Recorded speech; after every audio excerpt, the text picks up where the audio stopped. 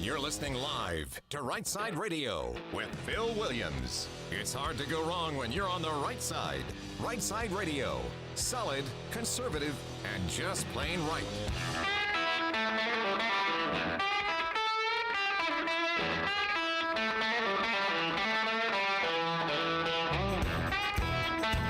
Alabama's syndicated news talk leader, Rishtside Radio. Phil Williams live here in the Rishtside Studios. Man, we got the local, we got the state, we got the national. We're covering down on all the issues. Solid, conservative, and like the dude just said, yes, we are just plain right. Well, it is Monday. Monday all day long, y'all, but it's still Monday good day, but it's Monday, 2:06 p.m. And hey, Boomer's running the board. Boomer, how are you? Hey, it's a great day. It's not only a great day, it's your birthday, my brother. Yes. You were somewhere between 20 and 40 years old. That's right. So we're right in there. Happy birthday, man. Thank you so much. All right.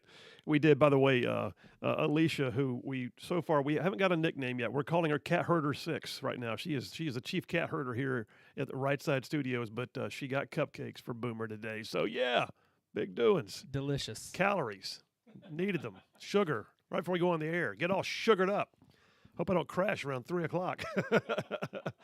All right, hey, man, get the triple dipper sound effect ready. So listen, folks, part of today's show is going to focus on grassroots efforts, and we got a friend coming on, somebody who I've gotten to know a bit because she does a podcast for 1819 News. But Allison Sinclair is involved with an organization called Local Alabama, and man, they are making waves right now. Started off down in the Mountain Brook area. There was a group of parents that got real busy, and I'll tell you about that later, but got real busy when they realized some critical race theory stuff was being put forward in their school. Allison Sinclair has a new organization now called Local Alabama, and you're going to want to hear about this because it's pretty cool. All right, so that's coming up at 3 o'clock, Allison Sinclair from Local Alabama. In the meantime, I do have a full-on triple dipper. Boomer, hit it. The Triple Dipper. 3 stories you've got to know. That's right, the Triple Dipper. 3 stories, 3 themes, if you will, that we are going to run today's show on. Number 1, your grassroots are showing. That's number 1. Your grassroots are showing.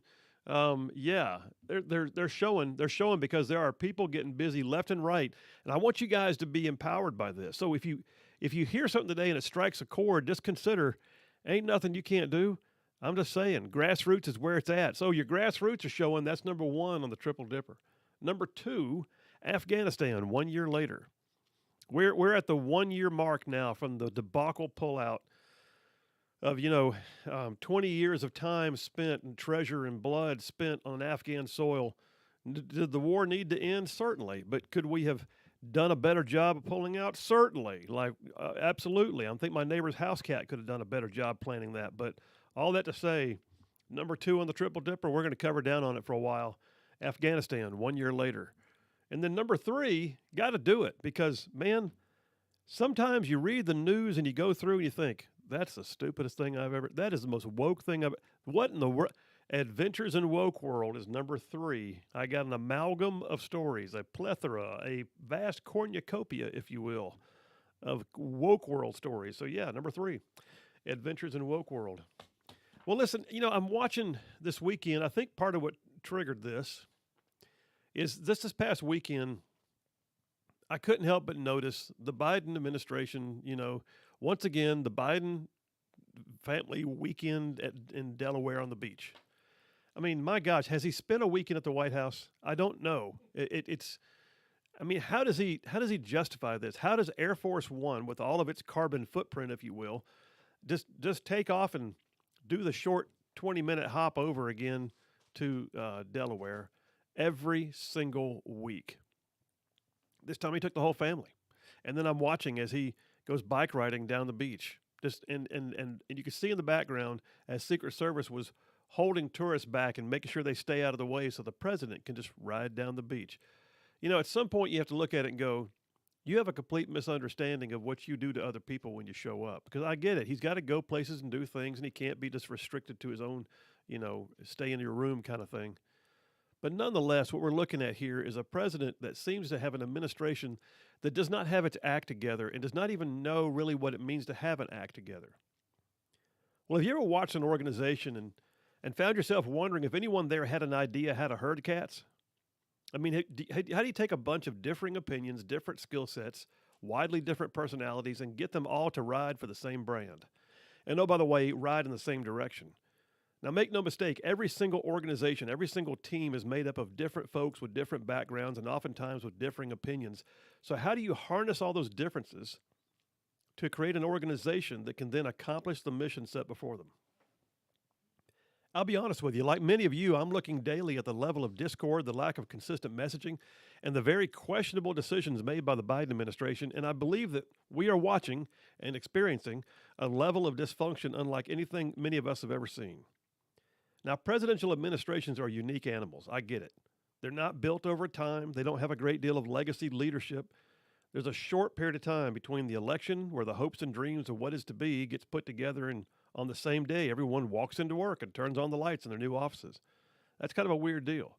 Support staff is often the same, and some protocols and procedures may have been codified, but unless the incoming administration has been effectively doing their due diligence well before winning the election, then the fact is they're playing catch up, and they're putting together an entire organization in record time and hoping for the best.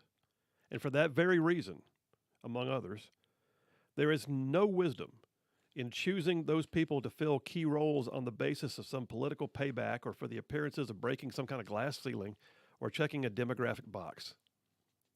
In that short amount of time, you've got to reach out and make sure that you find all the right folks for all the right jobs in order to keep the ship moving in the right direction. And there absolutely must be an answer person at the top who can herd the cats. And right now, I'll be honest with you, right now, there's a real sense that someone else is pulling the strings in D.C. other than the guy who holds the office. But that can only go so far.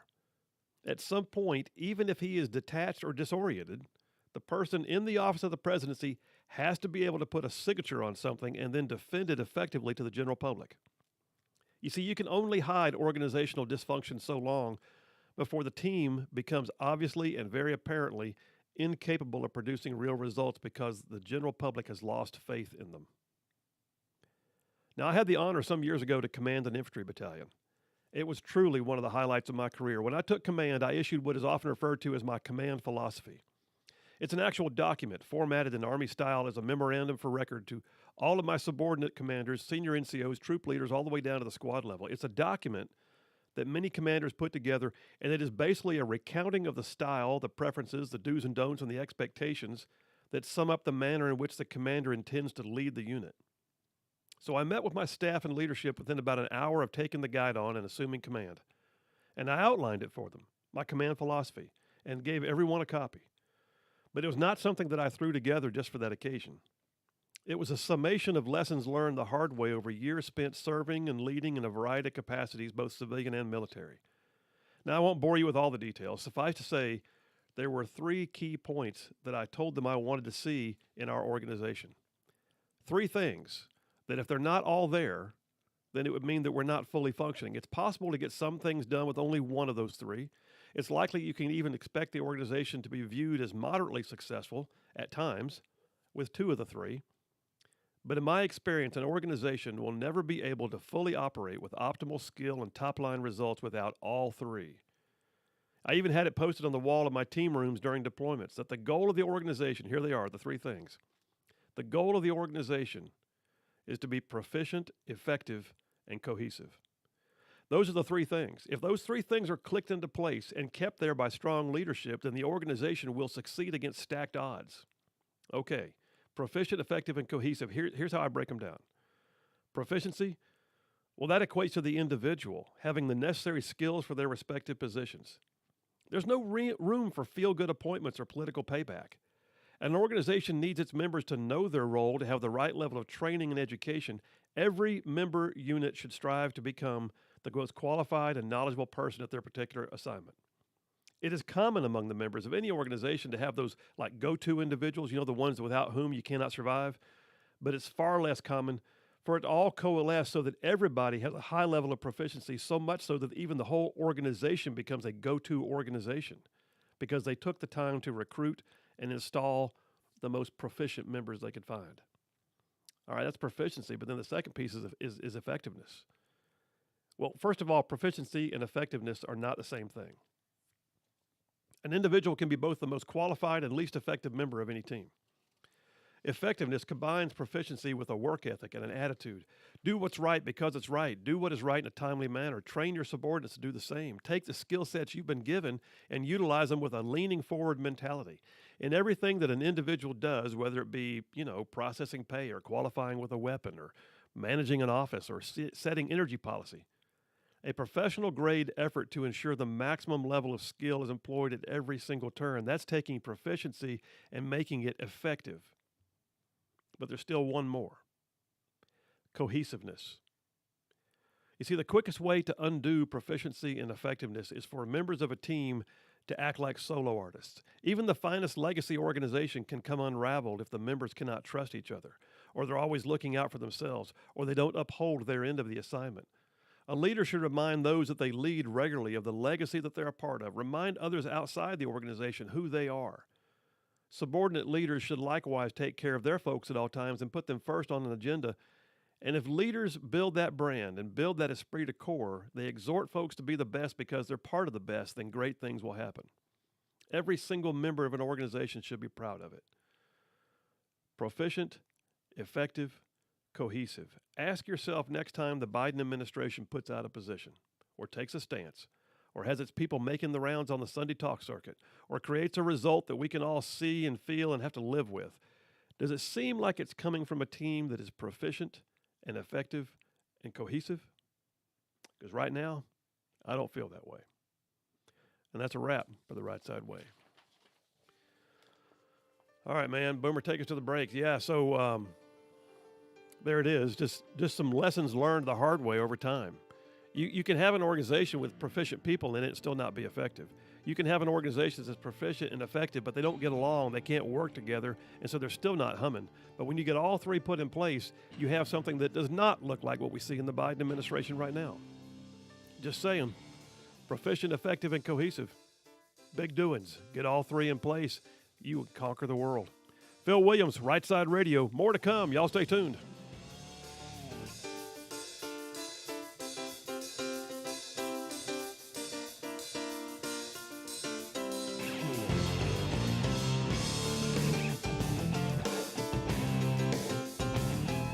Your constitutional rights are safe.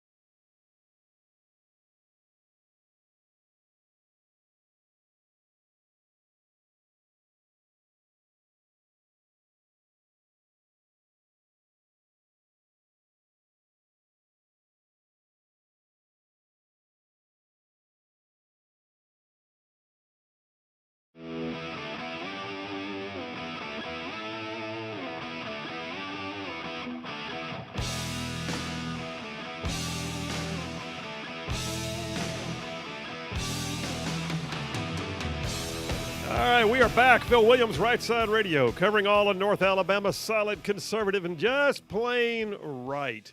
All right, so we're going to spend some time today talking about grassroots. And Boomer, I gotta say, man. So I've alluded to the fact that I have known you and your family for many moons, many moons.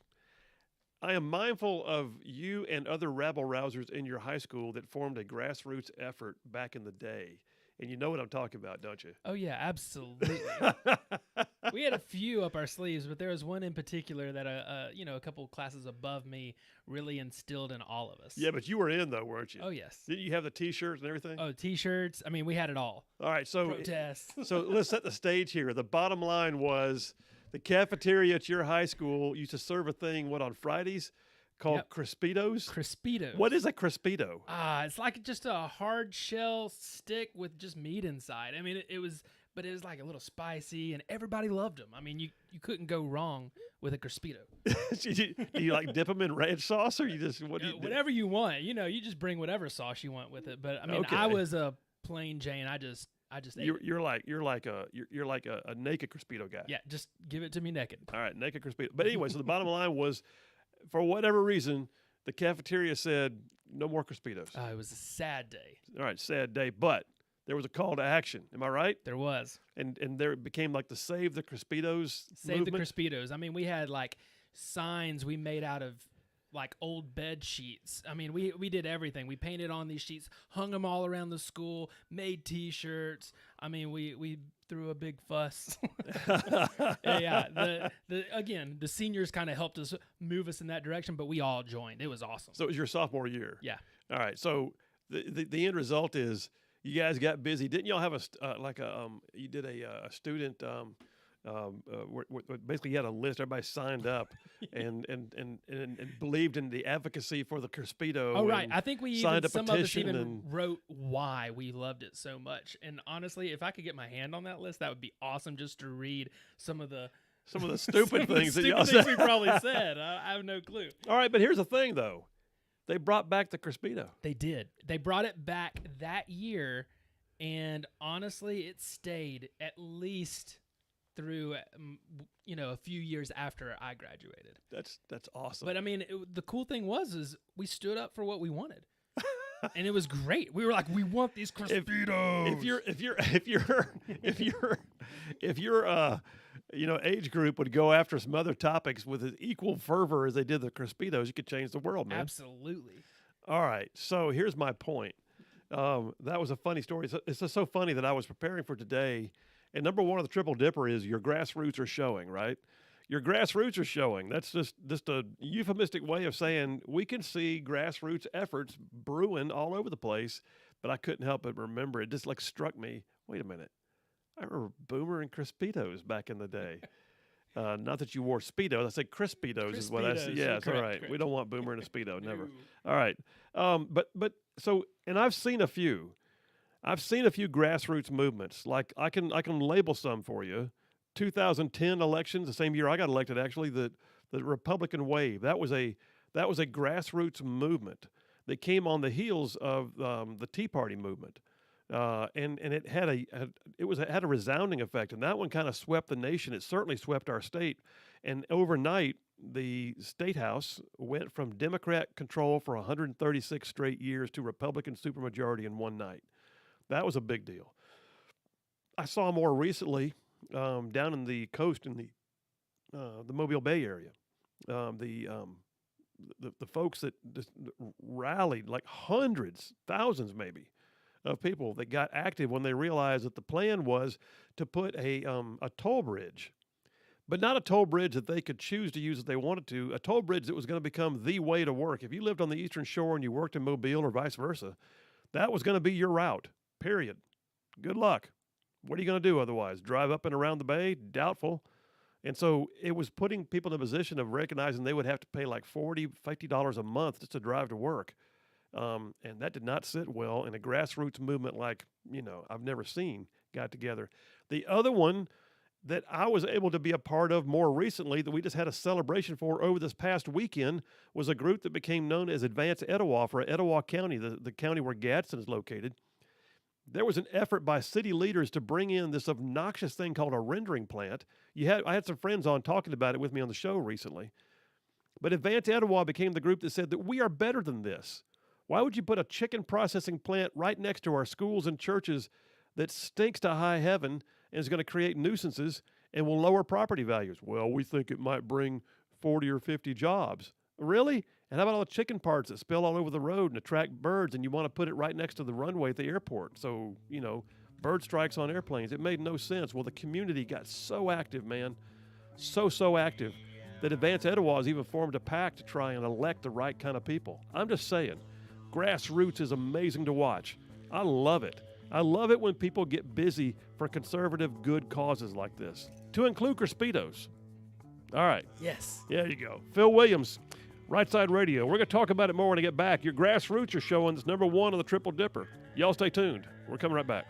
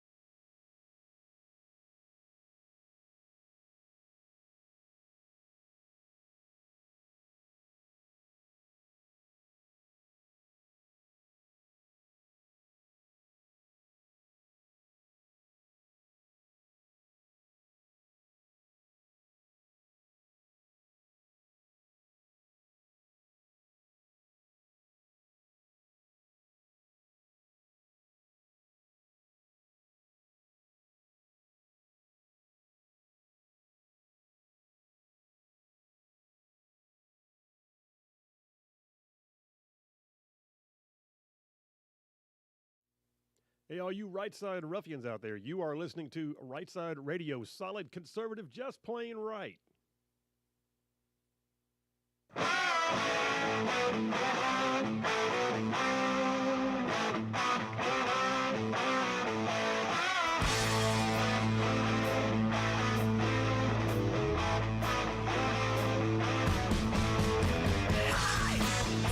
And we are back. Phil Williams, Right Side Radio, spanning south of Birmingham, north of Huntsville, Tuscaloosa to Gadsden, parts of Georgia, Tennessee, and Mississippi thrown in for good measure, man. We are solid and conservative and just plain right.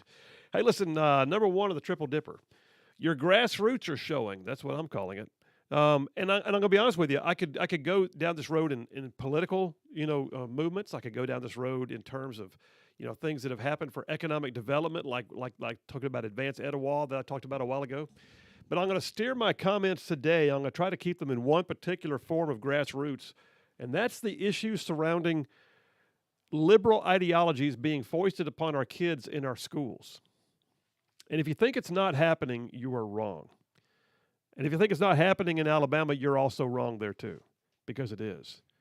Now, let me give you a refresher on a few things that are happening around the nation, things that are just hot button. I mean, I can just find examples everywhere, but I had to just pick a few. So let me just jump in here. Because you see, what happens is when parents get involved, when the mama bear realizes the bear cubs are being picked on, oh yeah, it can get busy. Well, what happens when a whole pack of mama bears find out? Oh yeah, it gets real busy. Here's a story from the Daily Caller. Daily Caller dated August 12th, just a few days ago. Today's what, the 15th? Yep, 3 days ago. Promote politics on your own times. Parents in Arizona unveil their school board expectations list for the new school year. So this is an Arizona school district where there's already been some controversy. In fact, this school district even went so far in the past, like the past year, to try and sort of dox parents who were protesting. They tried to create a list of parents and their locations and how to find them and what their business names were and that kind of thing for the sole purpose of beginning to sort of report them as being, a little bit on the fringe. Well, no. But anyway, here's the bottom line. The Arizona School District, it says in this story from the Daily Caller, sent children home with a classroom expectation sheet. Not a big deal. You expect that kind of thing to happen, right? But it prompted the parents to submit their own expectations to the school board at an August 10th meeting. Jennifer Alvey, who was speaking on behalf of nearly 2,000 parents, told the Chandler Unified School District during a board meeting on Wednesday that the parents crafted their school board expectations list for the coming year. And they said, and this you can tell they almost like consulted an attorney doing this. He said, should the school district leadership not communicate further with me on this issue, then I and my fellow parents will assume that all these standards are agreeable, and will also see a breach of trust happening from the district should they be broken. In other words, tell us now, or we're going to hold you to it. Well, I mean, it was not things that you would think would be too controversial. It was stuff like the parents have unified to say the first expectation is that all materials that are purchased or produced by the district should be available for public review upon request within a reasonable amount of time. How hard is that? They're putting a book in front of your child. Shouldn't you be allowed to see it? They're asking your child to log into something on the website. Shouldn't you know what it is? They're showing your child a video or a PowerPoint presentation during class. Shouldn't you know what it says? Alvey said, too, that this should also be something that is made available. Because what they've done, here's one of the biggest tricks is, well, you'll have to submit a FOIA request. Why do you need a Freedom of Information request to review the documents you're showing to my child? It shouldn't have to work that way. And you'll have to come down and review those in person. Really? I have to skip work, come down there, pay for copies because you won't hand me the original, and then I can't leave the premises with it, and you won't let me take pictures on my phone. That's happened, by the way. There's a lawsuit in Pennsylvania on that very thing. In this case, they say, the parents in this school board expectations, Alvey said that if technology and distance learning is good enough for students during COVID, then those same technological accommodations should therefore be extended to parents to be able to review and receive requested materials. That's an awesomeness. So yeah, this is, and I could go on, but they've got several more, but the end result of this is what we've got is a group of parents that decided, you know what? Stop it. We see you. We know what you're doing, but we want to know more details because, oh, by the way, these are our children. This is not, contrary to anything that Hillary Clinton might have written in her book, it does not always take a village. The village may be actively involved, but it is still the parents and legal guardians who have the final say over what is best for their child. Period. All right, story on Fox News. This one dates back to June 20th, so we're not quite 2 months back. But the title of it is The Definitive Proof That Critical Race Theory is Being Taught in Our Schools. It's out there. Don't think it's not. It says the war against parental rights is happening at school districts in every corner of America. Equity consultants are making millions of dollars off the back of the taxpayers to train teachers to view everything through the lens of critical race theory, and then transform education by applying those lessons through teaching children that America's institutions, monuments, traditions, holidays, language, and foundational principles are systemically or irredeemably racist. Well, many parents are trying to look behind the curtain because they got a little glimpse during COVID. They're at home. Little Johnny and little Mary logged in to their school lessons, and the parents who were in the background heard something and went, wait a minute, what? What is that? What are you having to read? Why are they talking to you? They told you what about yourself? Well, the one particular school district in Pennsylvania I was referring to a moment ago, there's one parent there, Ben Oslander, who wanted to inspect the documents being used to show, and he had to literally file suit to be able to see the documents because they were considered to be protected and confidential. What do you mean? These are our kids. So first of all, folks, I'm just telling you, parents, if they tell you you can't see it, red flag number one. If they tell you you can't see it, tell every other parent you know that there's material that the school system wouldn't allow you to see. When he finally got some of the materials, that's place in Pennsylvania, he realized it had an entire training curriculum called What Does It Mean to Be White? And in that thing, it asked all these questions about helping you deal with your whiteness, like making sure you understand that whites are taught to see themselves as individuals rather than part of a racial group. What? Independence and autonomy are highly valued and rewarded. Something wrong with that? That you should always be polite. Okay. That you must always do something about a situation. Or hard work is the key to success. Or the nuclear family is the ideal social unit. Like these are bad, but those were evidences of your whiteness. And this is a lesson that he finally had to sue to be allowed to have a copy of. Well, listen, there's another piece of this. That's CRT, right? That's critical race theory. The other piece that's too often being foisted upon students is something that one article I got here off the Heartland Institute's website. You can go find it at heartland.org. It was dated back in May of this year, May 9th. And it says, don't buy into SEL. If you're not familiar, SEL is called social emotional learning. I've talked about it here on the show multiple times. It's this idea that you can have a collaborative and culturally responsive education, that you can help kids deal with the way they feel about their education as much as what they're learning. And it started off with, kind of like highbrow, good ideas and good intentions. But the storyline is that roughly around 2020, it really began to shift. And then, by the way, that's kind of around the time frame we began to see this massive cultural shift in the way they're going to try and teach our kids. The things like the LGBTQ agenda in schools, the idea that Disney wants to say something about the fact that the state of Florida doesn't believe that gender identity and sexual orientation are appropriate topics for kindergartners. Well, SEL began to morph, and it became something known more as transformative SEL. It calls for students to critically examine the root causes of their inequities. And what it basically became was, they say, the therapeutic wing of the noxious critical race theory. And yes, SEL is at use here in Alabama. But it's what's amazing to watch is when you can see them. I mean, what's happening right now is, by the way, if you think for a second that you're going to form a grassroots organization and just bluster your way through and no one's going to care, good luck. Because I'm going to tell you right now that the 2010 elections, when the Republicans swept the state house in Alabama, the teachers union and Democrat operatives threw tons of money against those of us who ran and made our lives miserable. I know one guy that the teachers union and their allies, they were sent strippers to his house to try and look as if he had called them to his house and take pictures for negative campaign ads. It went on and on and on with the dirtiness and the things they were doing, trying to keep us from actually taking the election. But the grassroots, the grassroots got busy. And the grassroots has to push back. And folks, the grassroots has to be willing to say, we're in this because we see a cause worth fighting for, and we will not be deterred. Story from the Post-Millennial dated August 13th, 2 days ago.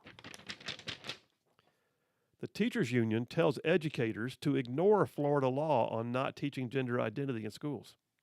See what I'm saying? If you think for a second, what happened there? There was a groundswell of momentum, a grassroots effort in Florida that said, stop putting this stuff in our kids' classrooms. For the love of God, teach them how to read, teach them how to write, teach them basic arithmetic, teach them science. But no, that's the place where you can transform their minds. That's the place where you can grab hold of their cultural identity, make sure they understand that they are the oppressor or the oppressed, or that perhaps the little boy should play in girls' sports, use whatever bathroom they feel like today. Florida's Department of Education issued a memo to all school districts in late July explaining that they were not required to comply with the Biden administration's proposed changes to and interpretations of Title IX and Title VII.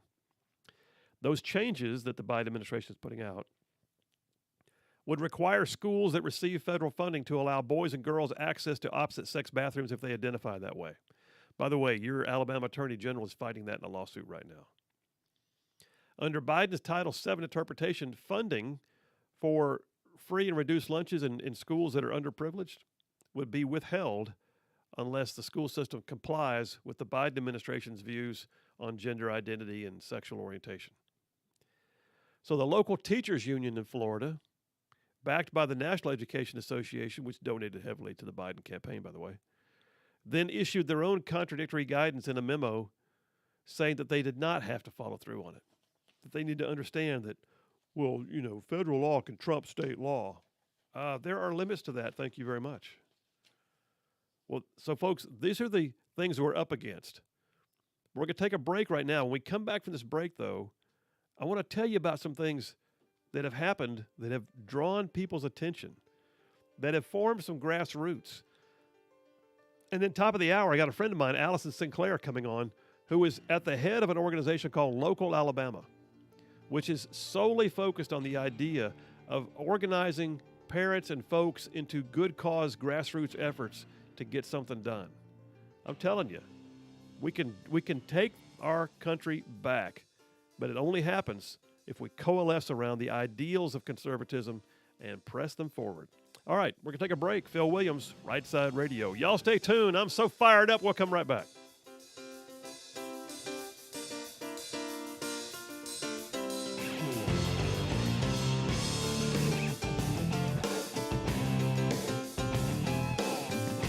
CLA Solutions is Alabama's premier provider of staffing and business solutions. If you're looking for a job, if you're a business that needs to recruit and hire new employees at all levels,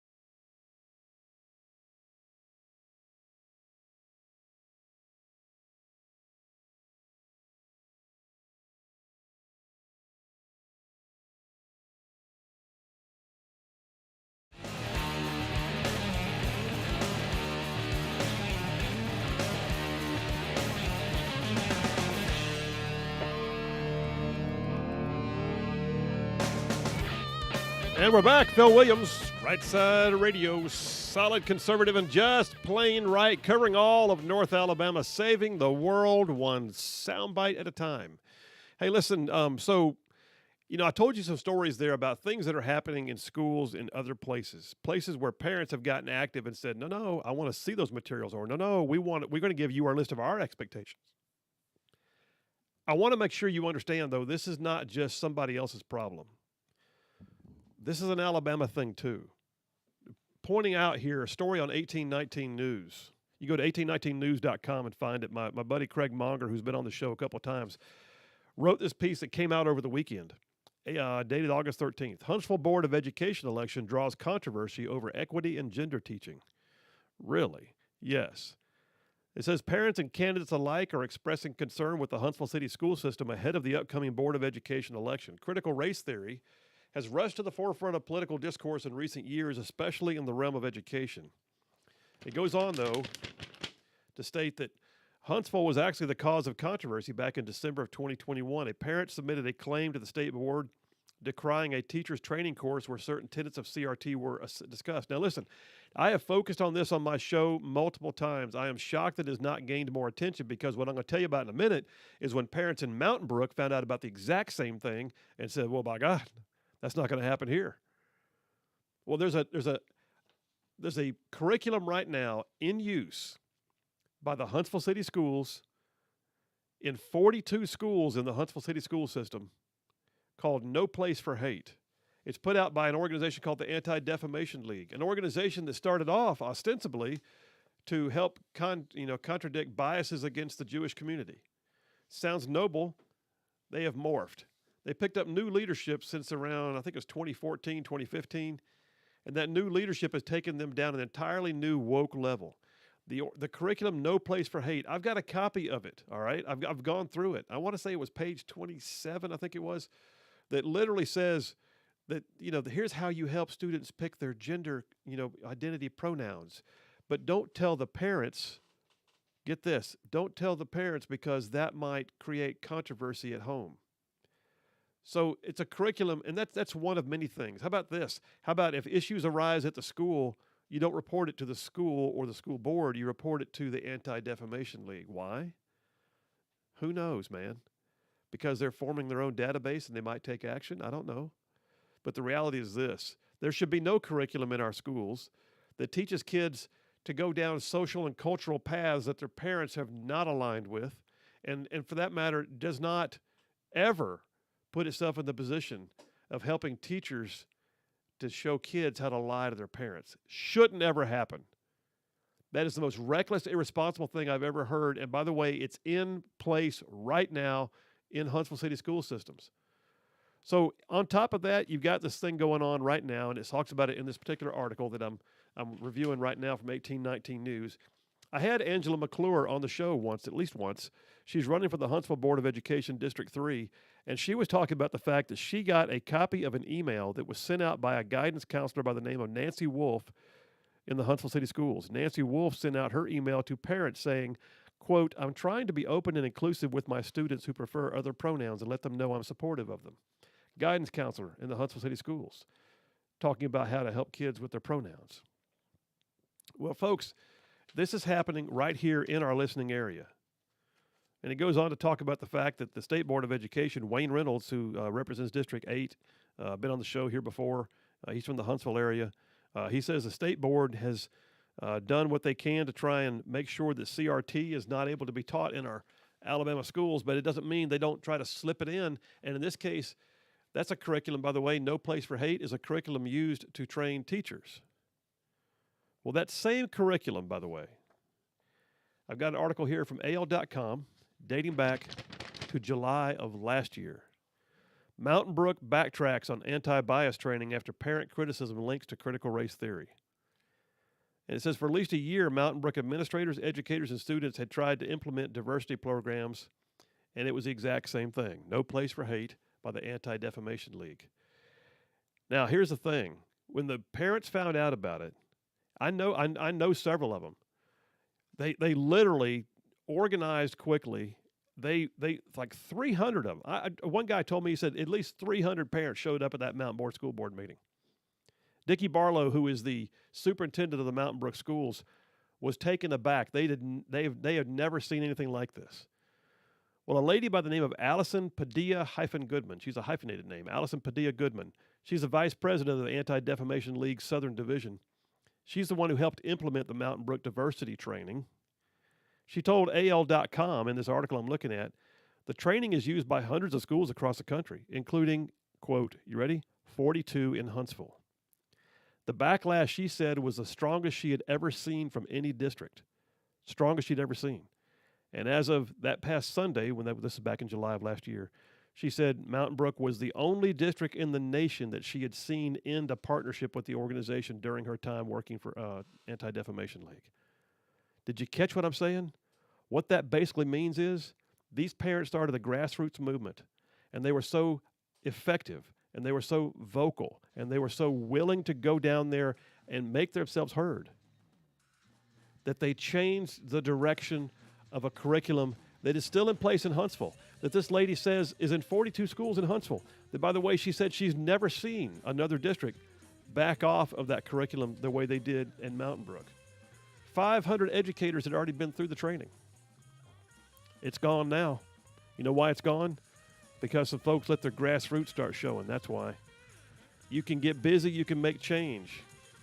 All right, folks. Phil Williams, Right Side Radio. Coming up next, my friend Allison Sinclair, who is well-versed in all of that. She'll be here talking about an organization she's helped found called Local Alabama. Y'all stay tuned. Right back.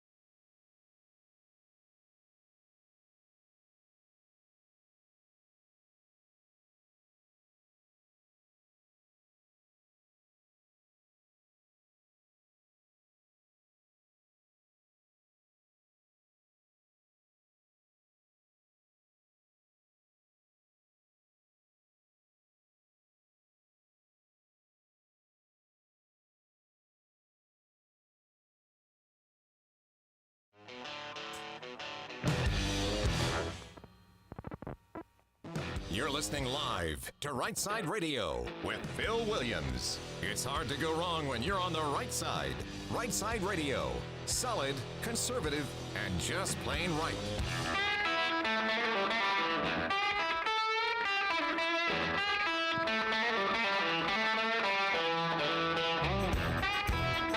Alabama's syndicated news talk leader, Right Side Radio. Phil Williams here live in the Right Side studio. Local, state, national, man, we got all the issues, I'm just telling you, and we're covering down solid, conservative, and like the dude just said, just plain right. Well, listen, you heard me opine for the last half hour about the idea of grassroots being something that can be truly effective, and I focused largely. I mean, I could have gone down political routes. I could have gone down the opportunity for people to get busy on an economic development issue for their area or the betterment of their society. But I focused my intent, most of my time, my effort in the last half hour on parents who are trying to make a difference in their kids' schools when they find out that cultural and ideological dogma is being brought into the classroom. It's just not right. It's not what schools were designed to do. Well, then, by the way, part of the catalyst for this was reading an article in AL.com just, I think it was last Thursday or Friday, and finding out that a friend of mine, Allison Sinclair, was quoted in the article quite heavily. She's a member of an organization called Local Alabama, and I want to bring her on now to just talk about Local, what they're doing, what their intent is, and some things they've got going on right now. So without further ado, let me just welcome a podcast host for 1819 News and a member of Local Alabama, Allison Sinclair. How you doing today?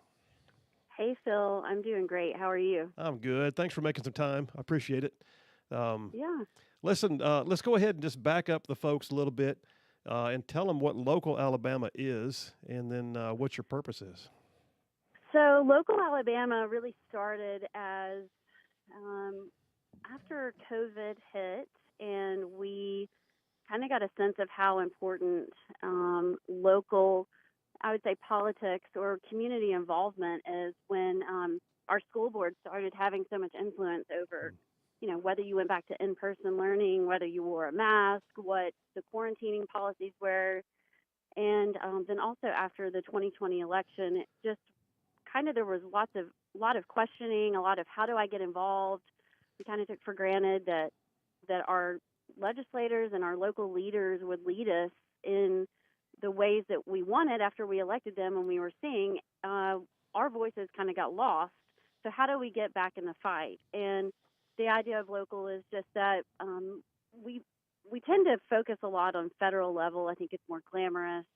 It's more what you hear on the news, but really change starts locally. It starts in your own backyard. Yeah. And so our goal is just to educate parents about what's going on in their communities and to get them involved and to give them the information to be able to make a difference. And we still are heavily involved with a lot of school issues that continue to kind of crop up across Alabama.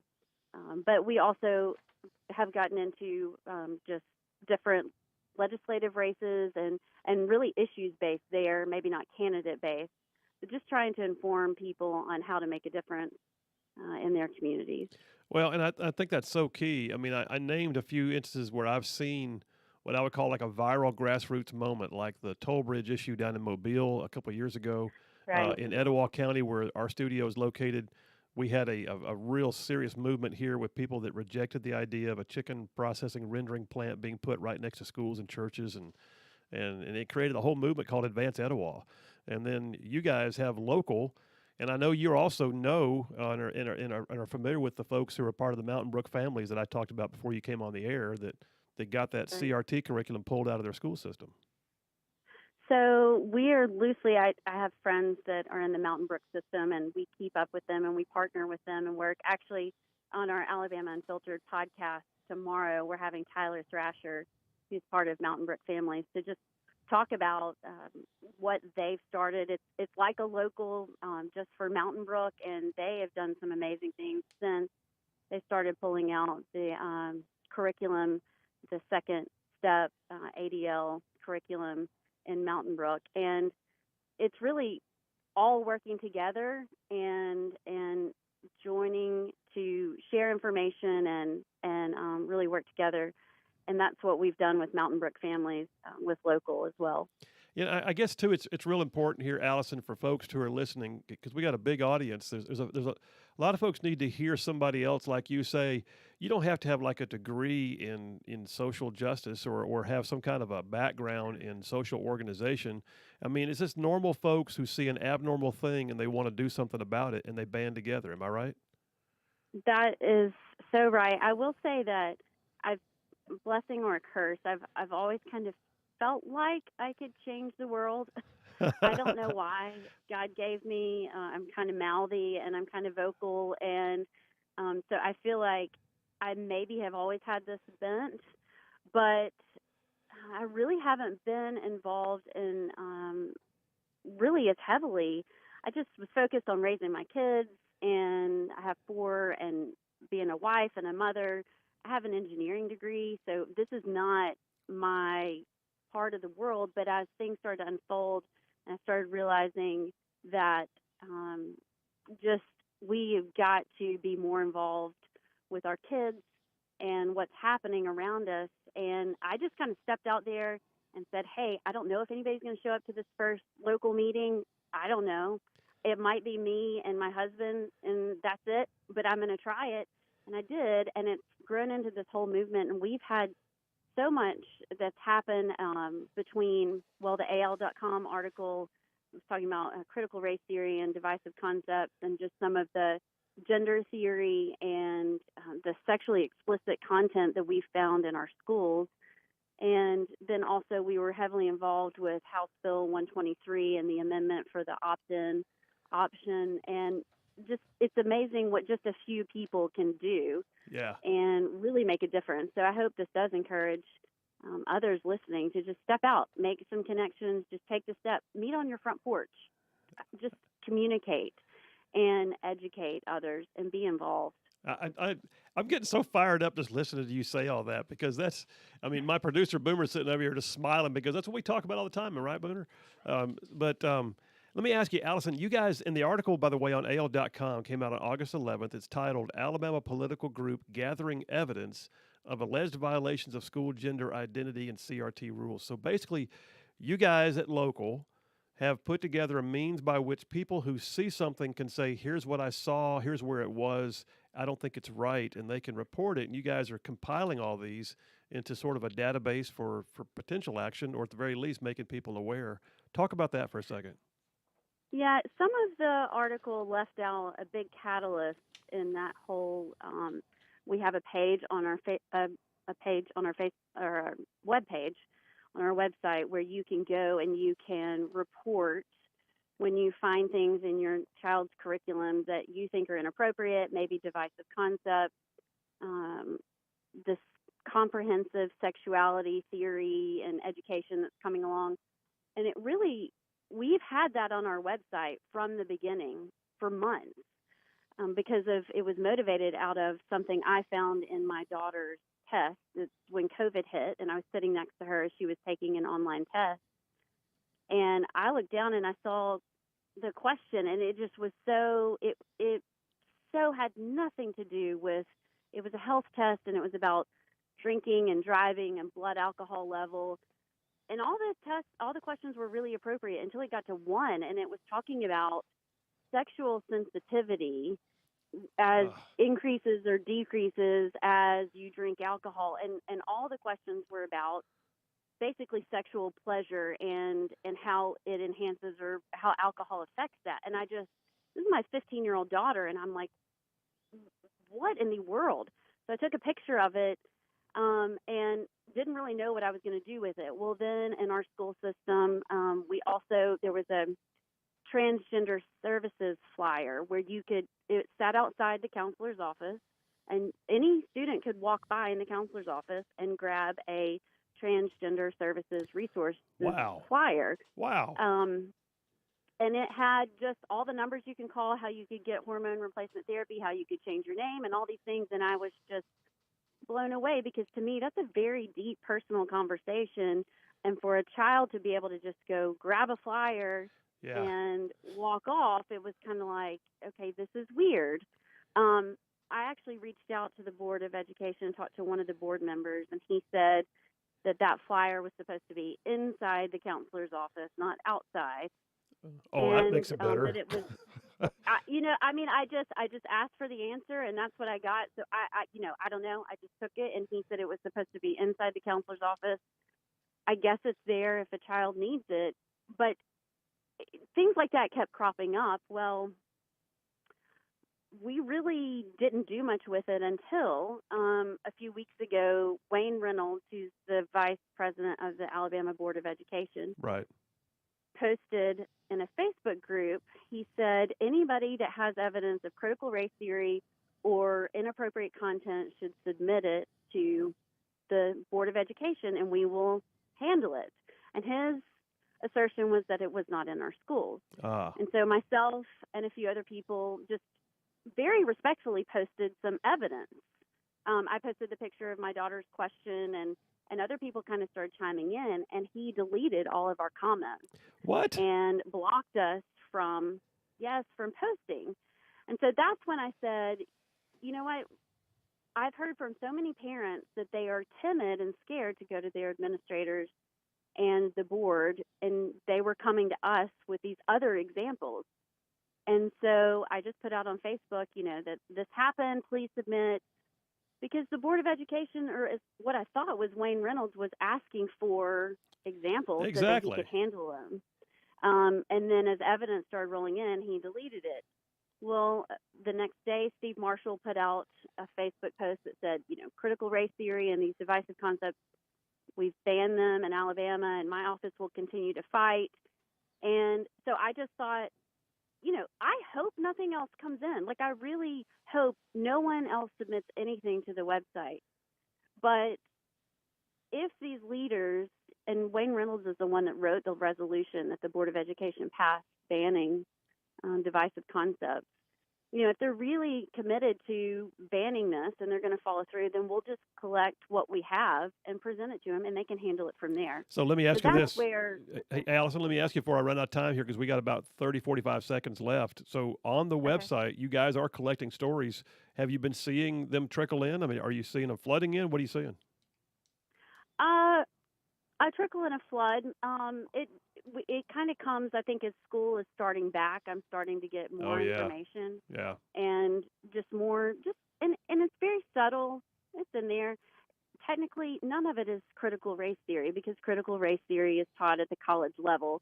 But that's how everybody knows it, and so I don't really know how to define it. But it's kind of those divisive concepts based on race, and then a lot of pronouns, kind of gender, what do you want your pronouns to be, and transgender, LGBTQ agenda. And I'm not against talking about those things. Those are absolutely a conversation that we need to be having with our kids, but it's a conversation that needs to be in the home. In the home, right. And I think our schools are at a disadvantage because families are falling apart and parents aren't available. A lot of times there's just a single family and they aren't able to have these conversations. But like you said at the beginning, I'm not sure that's the role of the school. In fact, I would argue that's not the role of the school. Well, Allison, listen, I hate it, but we are up against the hard break. I got to go ahead and get going to it. But tell folks where they can find out more about you, or for that matter, even find that form if they want to get involved with Local Alabama or send you information on what they've seen. So you can go to localalabama.org, and you can reach out to me through there. And we also have a public Facebook page, localalabama.org, that you can sign up and get updates from there as well. That's awesome. Well, you're doing God's work. I sure appreciate it. And Allison, keep us posted if you see something that you think we need to track down. Our listening audience goes from Clanton all the way to the Tennessee line. I'm sure folks would love to know if something's in one of their school systems. So thanks for what you're doing, and we'll stay in touch. All right. All right. Thanks, Phil. Okay. Take care. Wow, Boomer, take us out, man. I ran long because that was so good. I mean, that's what has to happen. That's exactly what has to happen. If you see it, say something. Doing right ain't hard. Sometimes you may have to get some others to help you do the right. But folks, I'm just telling you, if we stay quiet, they keep doing. Phil Williams, Rishtside Radio. Y'all stay tuned. We will be right back.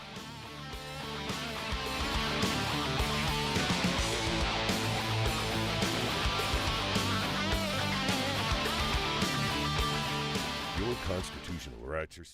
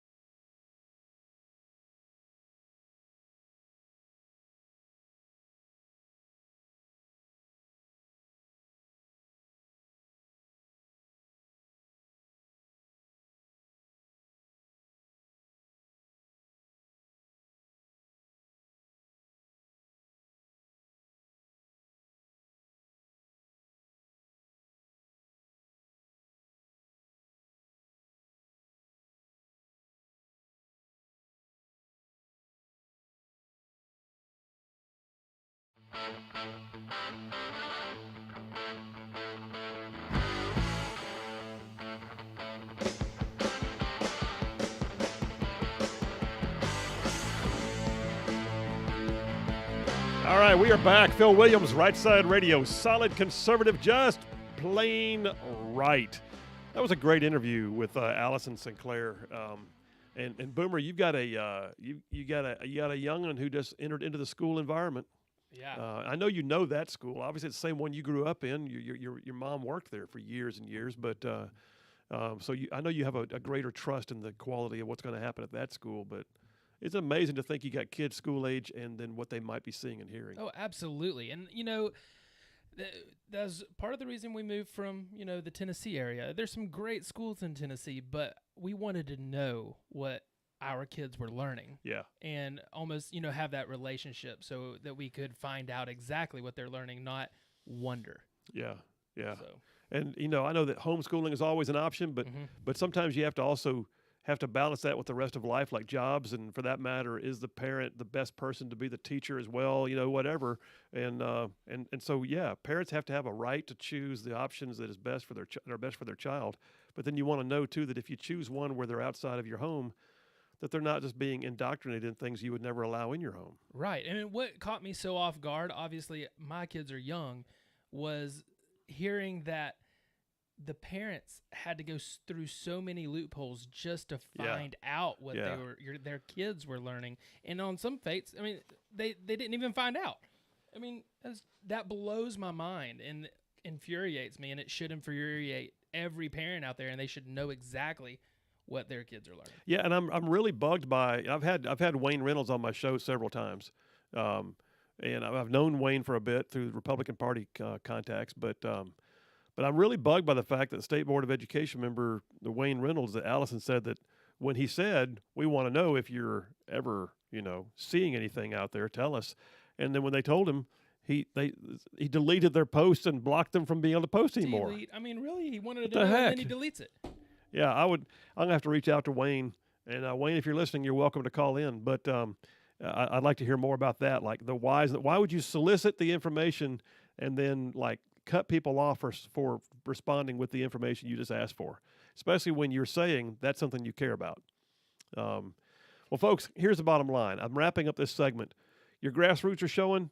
Well, grassroots are. I've watched grassroots be effective. Local Alabama is making waves right now, so much so that AL.com had to write an article about what they're doing. The folks down in the Gulf Coast area, they got together and made waves about a toll bridge. The folks in Etowah County, they got together and made waves about a chicken rendering plant that would have been right next to their schools, and it turned into an entire movement that is now supporting candidates they believe in for office. And so all said and done, and the Mountain Brook families, huge deal. Mountain Brook families saying that CRT stuff is not going to happen in our schools. They're one of the only ones in the nation to actually get it pulled out of their schools. But it's in 42 schools right now in Huntsville. You see a grassroots issue, get you a grassroots movement. Your grassroots are showing. Get her done. Phil Williams, Right Side Radio. We got plenty more where that came from. We're talking about Afghanistan next. Y'all stay tuned.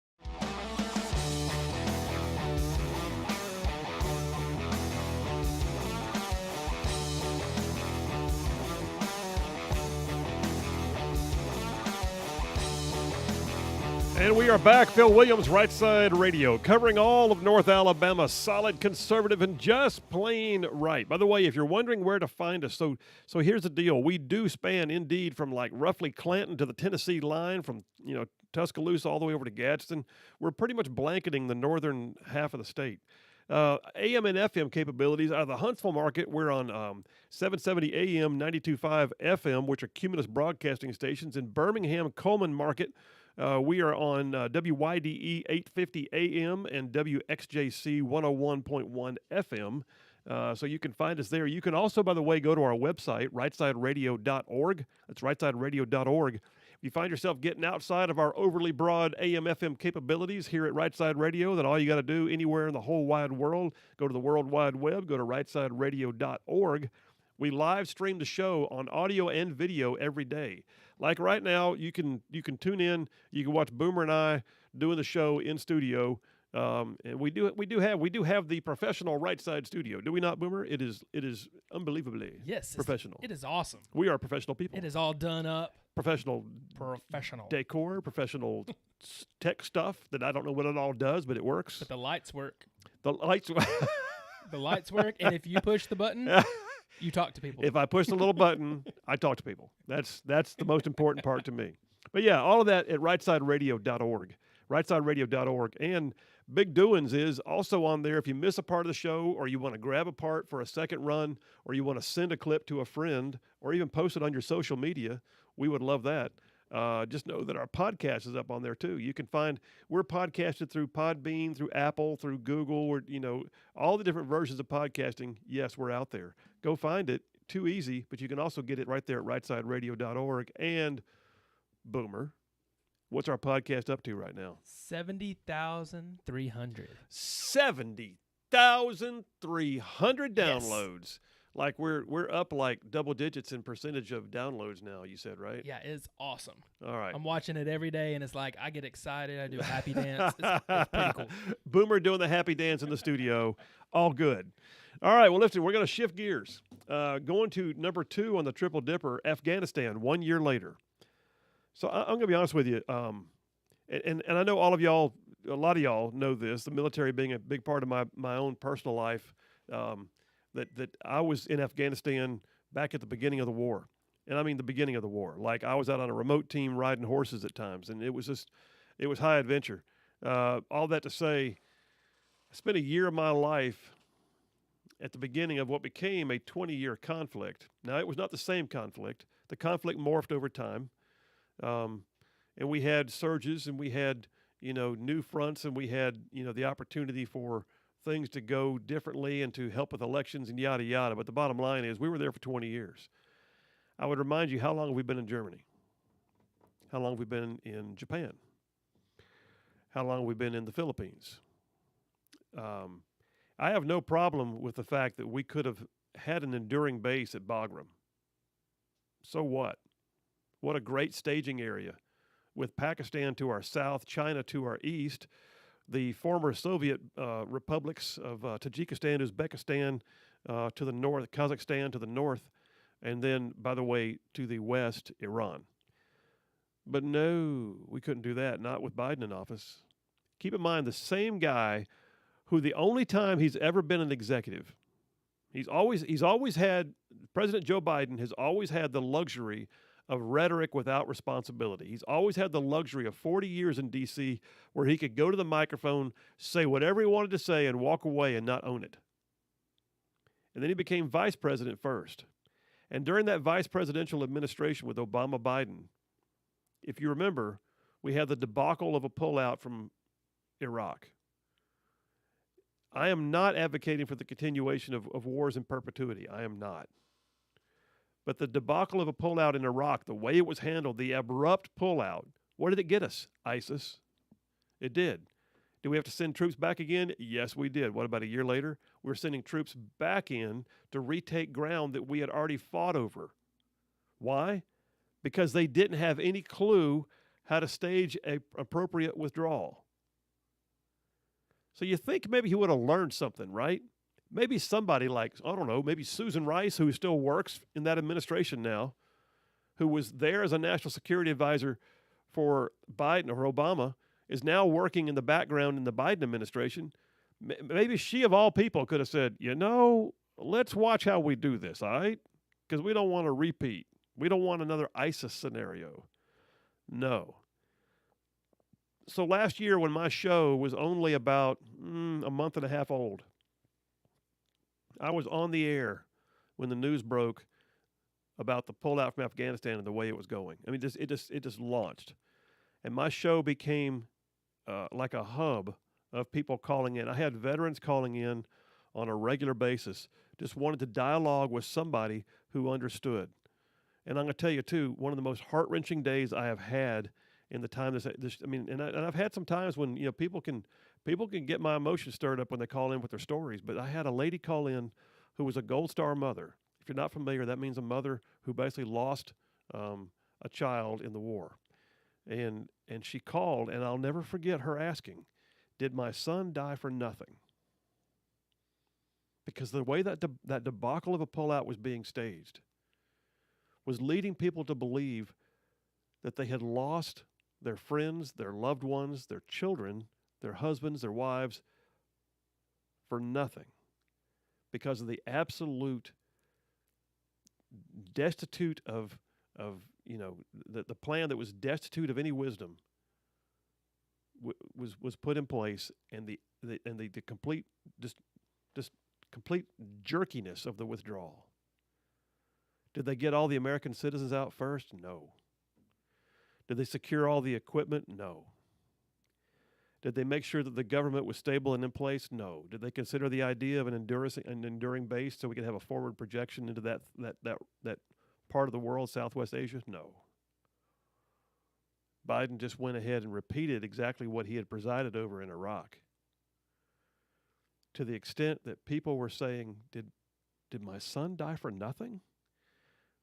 And I told her, and I'll tell all of you again, no. That is no. Because those that we lost and those that came back changed, and those that lost people that they loved, and those that had to experience the traumas or the resurgence of thoughts and dreams and things that they have to put up with sometimes when they've seen stuff, it was not for nothing. It was not the people in the boots that lost the war. It was the people in the suits that lost the peace. Because we won that freaking war. Every time a soldier was asked to do something, every single time a troop was put in harm's way, they equipped and acquitted themselves in fine fashion. The boots won the war, the suits lost the peace, and that's what needs to be remembered. Well, all that to say, here we are 1 year later. This is the week. This is the 1 year. We're 1 year from the date that the debacle of a pullout started, and think about that. Think about what happened. It was at a time when the American psyche was still reeling from COVID, still reeling from the idea of the 2020 elections going so helter-skelter, dealing with the idea that Biden was going to come in and change the face of what we were experiencing in a cultural way. And then on top of all that, just all of a sudden we're pulling out. I get ending a war. I don't want my family members who were just children back when I went over there having to go back. But I also recognize that we still have bases in Korea. We still have bases in Germany, Japan. We still have forward projection opportunities in other parts of the world that came as the result of the status of forces agreements and the treaties of nations that take place in the outcome of a war. And we just threw everything away and just trashed it. But what did we also do to the American and the Afghan psyches?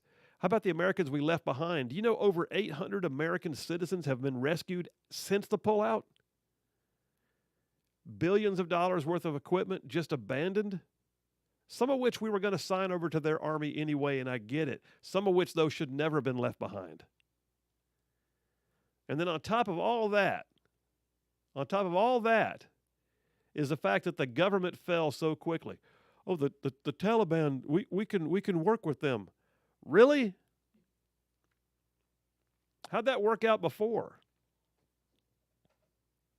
Where are we now a year later? I tell you what, Boomer, I got a clip. I got a couple of clips. Which one I want to play first here? But I think, Boomer, you got clip 2 with General Jack Keane. I want to do this. General Jack Keane, this is about a minute and a half. General Jack Keane just nailed it the other day. This is an interview he did on Fox, I think, over the weekend. Let's play it, Boomer. So as we sit here today, has anything changed?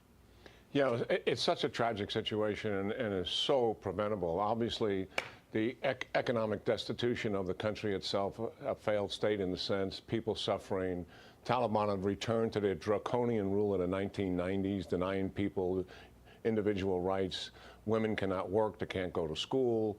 They're controlling all of the culture, dress, no music in the country. They're just shutting down all the normal cultural aspirations that a nation or a people would have. And what makes it, compounds that, is the fact that, look, we went to Afghanistan to stop the Taliban from providing sanctuary to the al-Qaeda from which the attack on the United States took place. We all know that. And what did this decision get us? It got us the Taliban in charge again, providing sanctuary to the Taliban. I mean, providing sanctuary to the al-Qaeda. And Zawahiri's killing resurrected the fact that he's living in a Taliban house in a neighborhood that I've been to many times where senior Taliban leaders are in residence, and obviously they are protecting the al-Qaeda leader as well as his organization. And to date, we've done nothing against that organization or done nothing against ISIS. So the fact is, Afghanistan is a sanctuary for terrorism. The very reason we went there, the very reason we stayed there for 20 years, to ensure that terrorists did not rise again to attack the American people, and we're right back where we started. So, General, You can stop it there. Right back where we started. You can look at any number of things here, but not the least of which the general pointed out is the fact that we just took out Ayman al-Zawahiri. He took over after Osama bin Laden was captured and killed. Ayman al-Zawahiri was killed living, like he just alluded to, was killed living in a luxury house in an affluent neighborhood in the center of Kabul, the capital of Afghanistan, basically being protected by the Taliban. So the head of al-Qaeda is comfortable enough living in a nice, and they killed him sitting on his balcony. He had a daily habit of sitting on his balcony. He was basically hiding in plain sight, feeling comfortable, feeling pretty saucy. He's just there, just able to live because we gave it back to the Taliban. And you hear General Keene's words, and you know it's true. He actually used the words. He put down here that we're in a place right now where it's tragic and it was preventable. Tragic and preventable. Let those words sink in. Tragic and preventable.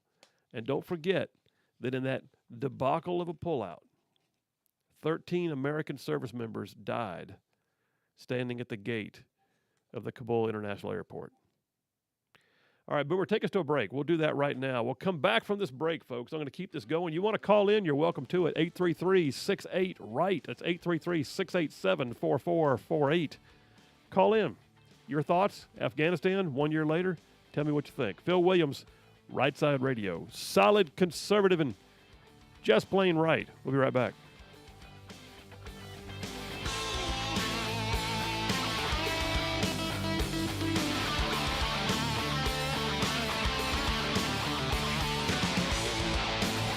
Solutions is Alabama's premier provider.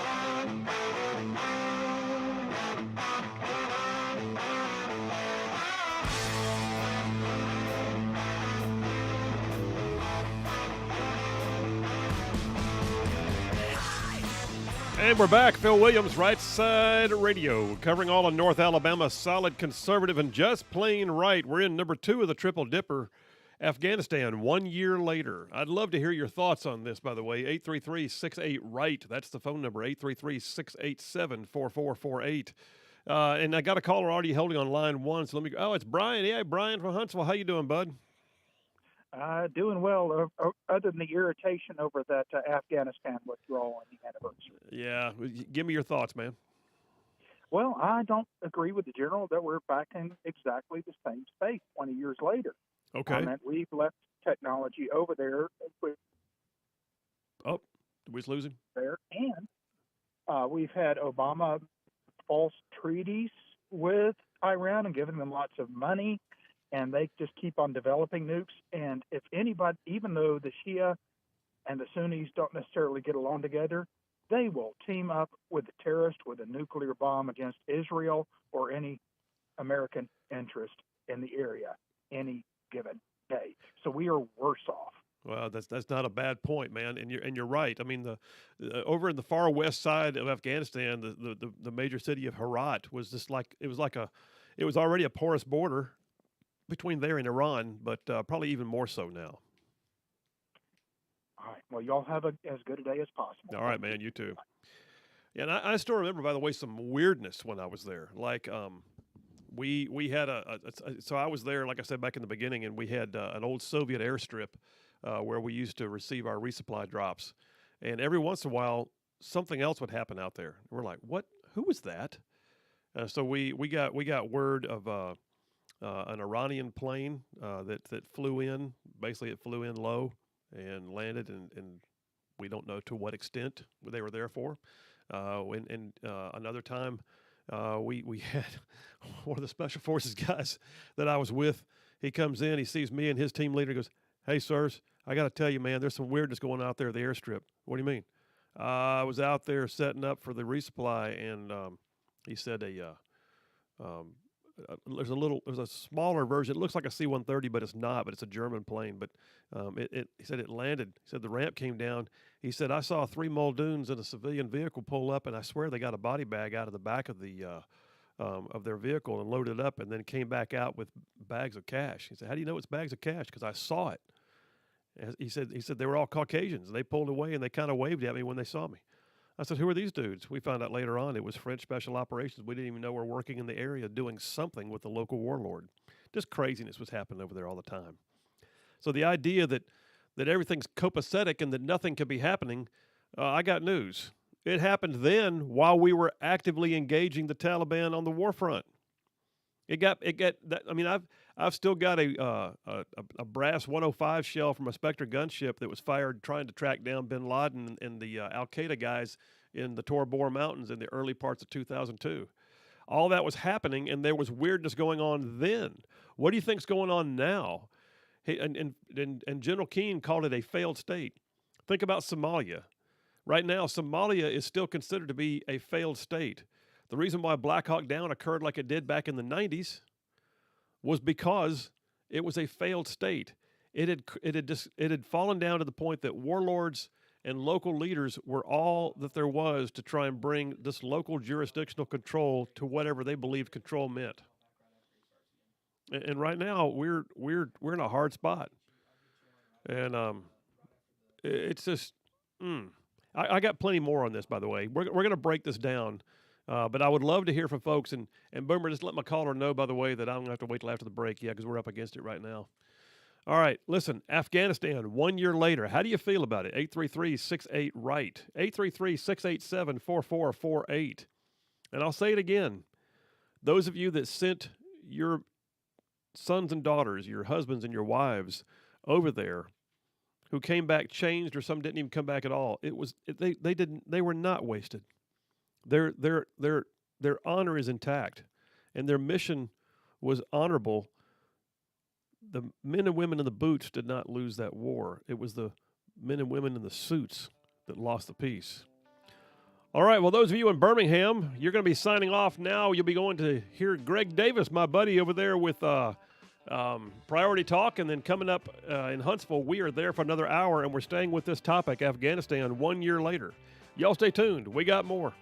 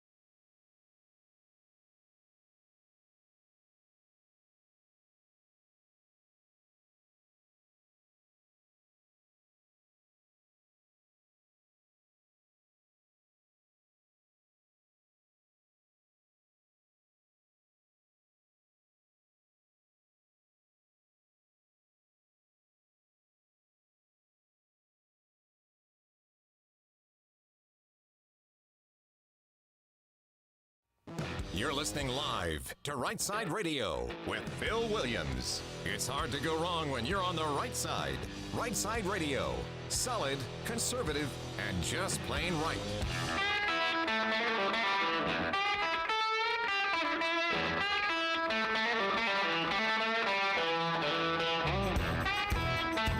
Alabama syndicated news talk leader, Right Side Radio. Phil Williams here in the Right Side studio, local, state, national. Dude, we cover all of it. And like the guy just said a moment ago, we are solid, conservative, and just plain right. Okay, so listen, we are still in number 2 of the Triple Dipper, Afghanistan, 1 year later. Gonna hunker down on this for a little bit. And if you want to call in, the number is 833-68-RIGHT. That's 833-687-4448. I got a caller on line. Is that Allie? Allie from Athens. How you doing, my friend? I am doing well, and I want to talk about the disastrous withdrawal from Afghanistan from an MWR, morale, welfare, and recreation perspective. And per usual, I'm not going to be able to do it dry-eyed. So, okay. Caesar, hand me the Kleenex, okay? All right. The thing from a purely, and I've been doing an interview about World War II patches. It's going to be coming out this Friday. But, so I haven't heard every part of this part of the Dipper. But logistically, what could have happened, and it wouldn't have been that big of a deal, would have been, I mean, if you're going to announce to your enemy that you're going to leave in, okay, that's one thing. I mean, there can be an argument made that that's not real smart. But if you do it, for crying out loud, take your equipment with you.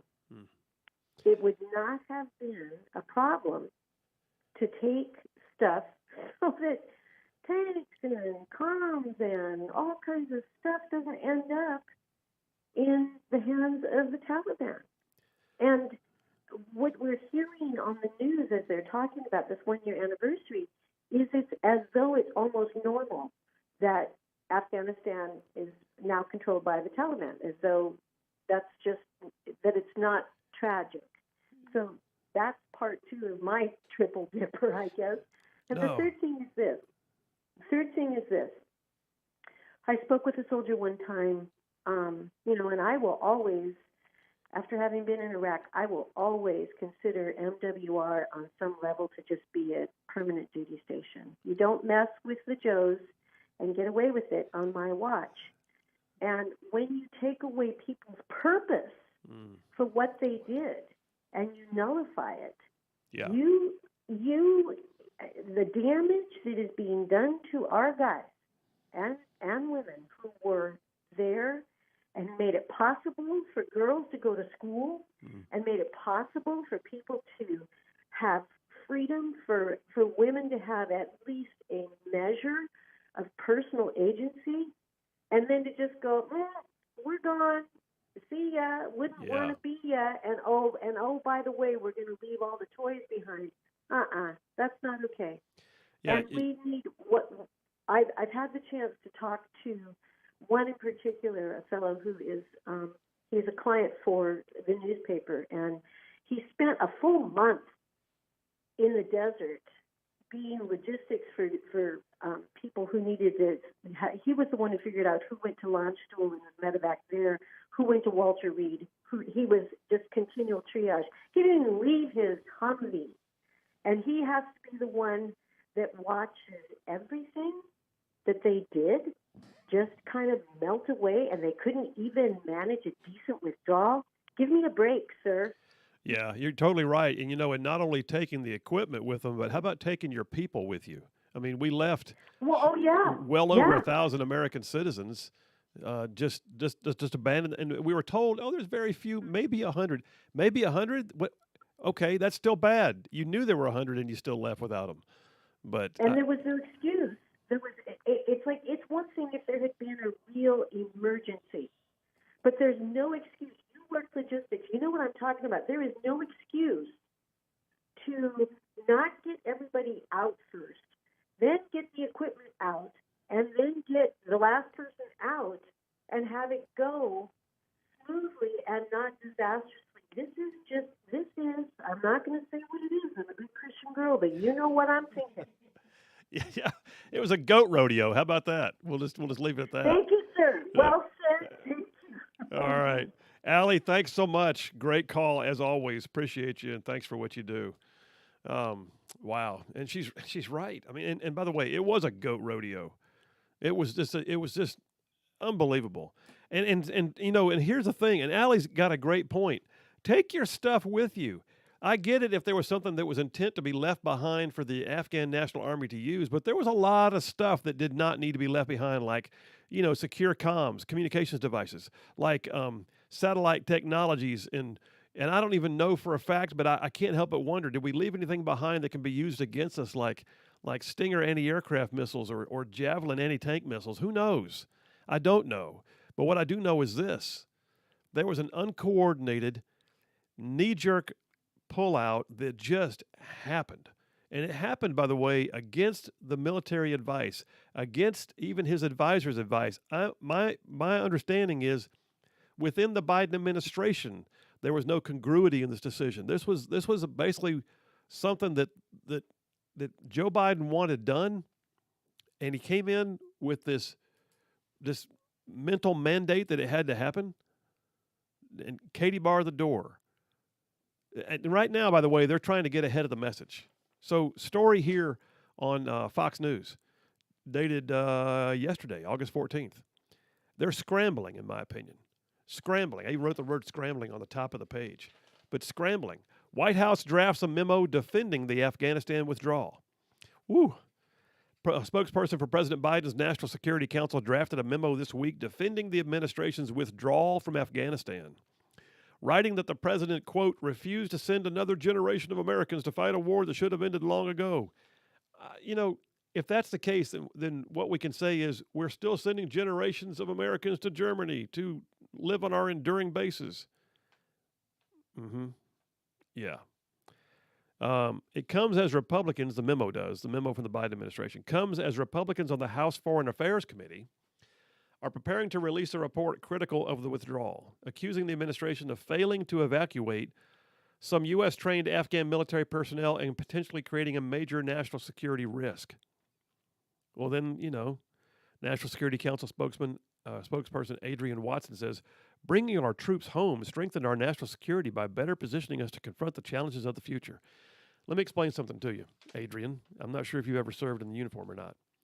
But if you demoralize the troops and make them feel like what they do is no longer valid, needed, or worthy by means of a complete undermining of the authority of the military presence, then you have not increased national security. And oh, by the way, when you do that in the eyes of the world, the rest of the world looks at it and goes,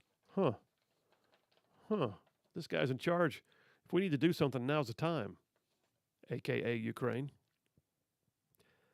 And she goes on to say, it freed up critical military intelligence and other resources to ensure that we're better poised to respond to today's threats. Shut up.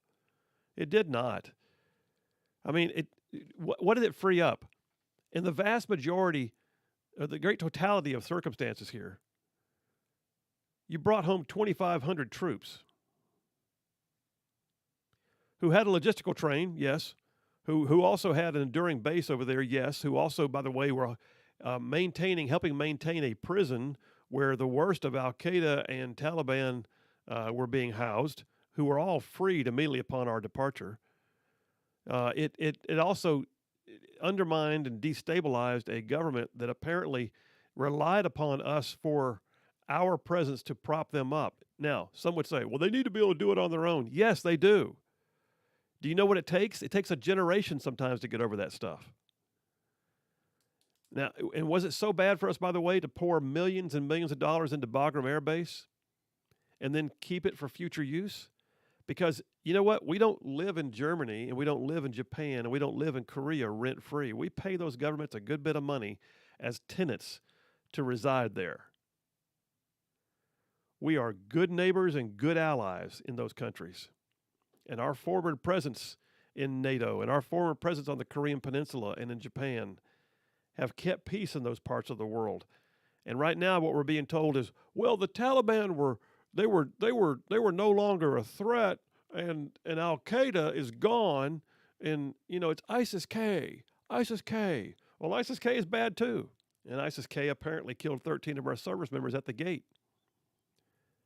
But then if you look at it, oh, by the way, Ayman Zawahiri moved back into a house in a beautiful neighborhood.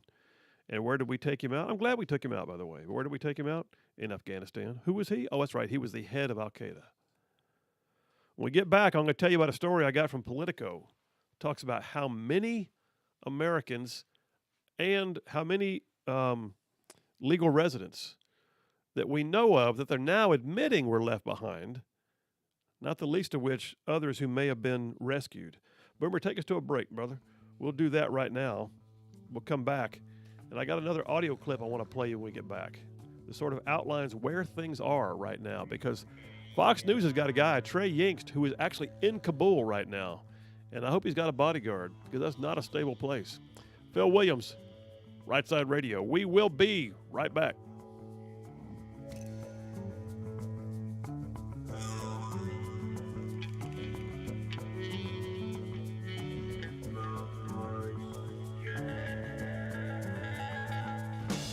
Your constitutional rights are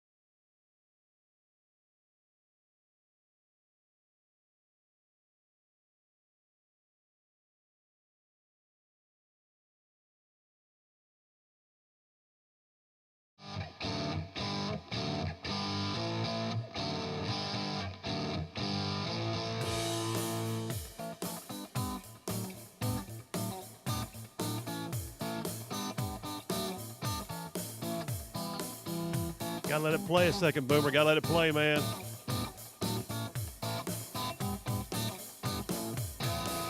Yeah. All right, we are back. Phil Williams, Right Side Radio, covering all of North Alabama, solid, conservative, and loving that Van Halen. I just some of the best guitar in the world. You ever watch Eddie Van Halen play guitar? I mean, the guy it just flowed. His hands just did things. You can tell he didn't even think about it. It just happened. It's amazing. All right, hey, listen, I'm still in number 2 of the Triple Dipper. I'm going to wind up wrapping this thing up here in the next few minutes. Boomer, get that clip 1 ready, please. That one for Trey Yingst over in Afghanistan. So it's funny. During the break, I looked over and I looked at Boomer and I said, "Look at the screens, man." But we have 2 big screens up on the wall directly across from me in the studio. CNN on the left screen, that's appropriate, and Fox on the right screen, both of them tracking the 1-year pullout of Afghanistan. Neither one, by the way, providing much favorable content to the Biden administration, believe it or not. But Trey Yingst is actually there right now, which I almost find a little surprising, to be honest. But I'll be honest, he stood right smack in the middle of the heat in Ukraine most recently. But yeah, tell you what, Boomer, clip 1, Trey Yingst in Afghanistan. Go ahead and play it. Jillian, tomorrow marks 1 year since the Taliban took control of Afghanistan. Since then, the country's economy has collapsed, plunging millions of people below the poverty line. Women's rights have decreased, and the security situation here remains tense. Though when you are walking through the streets of Kabul behind me, there's a sense of normalcy. There are street vendors out selling food. You can hear those horns honking behind me. There is traffic, and the Taliban patrols like a police force. Though beyond that veneer sits fear and uncertainty for the Afghan people. Remember, when U.S. forces left this country, they left behind thousands of American allies, translators, and people who worked at the U.S. Embassy. And those people are terrified. We spoke with one today who spent months in a safe house. He's worried about the lives of his family, and he's stuck here in Afghanistan.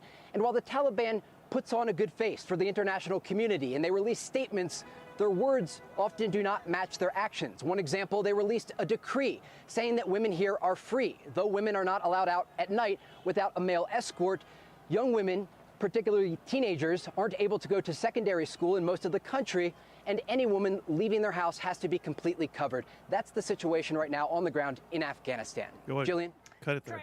And it goes on and on and on. If you think for a second the Taliban are different, like, well, it's 20 years later, maybe they've progressed. No, they haven't. They sat around in their caves and got mad, and they thought of all the things they were going to do if they got power back. And guess what? Biden handed them their power back.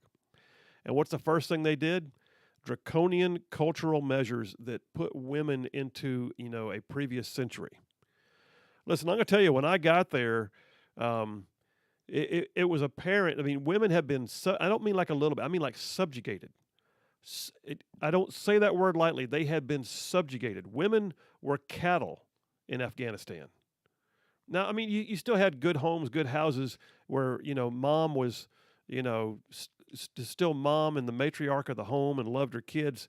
But as soon as you walked outside the walls, because every house over there has a wall around it, as soon as you walked outside the walls, you better not have your ankles showing. You could be beaten in the street because your burqa did not sufficiently cover your ankles. Yeah. Think about that for a second. Girls' schools became barracks for Taliban troops because they were no longer necessary because girls were not allowed to read or write. I'll never forget one time I stepped outside the gate of my safe house in Kunduz, Afghanistan, and one of my other guys stepped out with me at the same time, and right then we heard the sound of an old raggedy engine, and there was some beat-up old car coming down the road. We kind of looked to our left, and here comes, oh boy, it looked like, like Methuselah turned Taliban, right? I mean, he was like 120 years old, looked like, and he was driving down the road, and there was a goat in the front seat beside him and a woman in the back seat. The goat got the front seat of the car, and we sat there and watched it go by, and I looked at my dude and I said, "Did you see that?" He goes, "I saw that." That's life, again, in Afghanistan. Afghan girls facing an uncertain future after a year of no school, says NBC News on August 14th. Did you hear the part that Trey Yingst said? They're not allowed to go to secondary school anymore. They're sort of letting things happen with the upper level education. But yeah, the interesting piece of this, though, is ain't nobody going to college if they don't finish secondary school. And if they're not allowed to go to secondary school, then guess what? Women's education begins to shut down. But how about this as I wrap this segment up? Politico, not known for being, a conservative publication, not known for being a publication where you would go to get the opinions and the positions and the news and the facts that might not be favorable to the Biden administration. Politico, dated yesterday. 800 Americans evacuated from Afghanistan since the Taliban takeover. It says the U.S. government has evacuated more than 800 American citizens from Afghanistan since the Taliban swept to power. It points out in the same article that 2 weeks after the last U.S. plane left, that Secretary of State Antony Blinken told lawmakers there was only maybe 100 Americans left. Now, first of all, if you knew there were 100, why did you leave them? But nonetheless, now we find out that our U.S. government has evacuated 800 since then. On top of that's not even including, by the way, another 600 or so legal permanent residents, people who had a right to be here even though they weren't citizens. So there's 1,400. And oh, by the way, I know because I'm affiliated with certain groups that have been trying on the private sector to evacuate people ever since then, who have evacuated hundreds and hundreds more. So folks, it was a debacle. I'm not going to leave this alone. We're going to talk about this off and on for the next little while. But yeah, 800 Americans that were being admitted to now by the Biden administration were abandoned in the debacle that wound up creating just a gaping hole in Southwest Asia. Afghanistan, 1 year later, are we better? Nope, we're not. All right, folks, listen, we're going to wrap it up. We're going to lighten the mood when I get back, sort of. Adventures in Woke World coming up next. Y'all stay tuned. We'll be right back.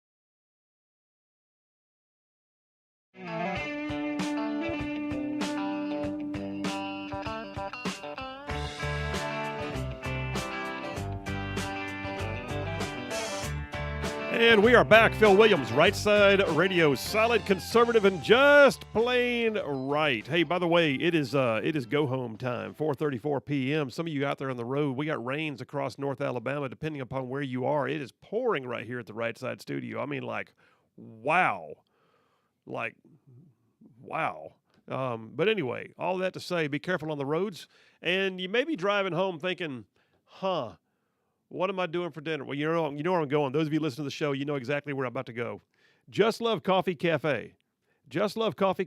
Phil, that's a coffee shop. No, my friends. Let me just tell you. Just Love Coffee Cafe, 2 locations. Hughes Road out in Madison and the other one on South Memorial Parkway in Huntsville. Look them up. They got a menu that'll blow your socks off. Do they have coffee? Of course they do. It's Just Love Coffee Cafe. But not only, they got the cappuccinos, the espressos, the lattes.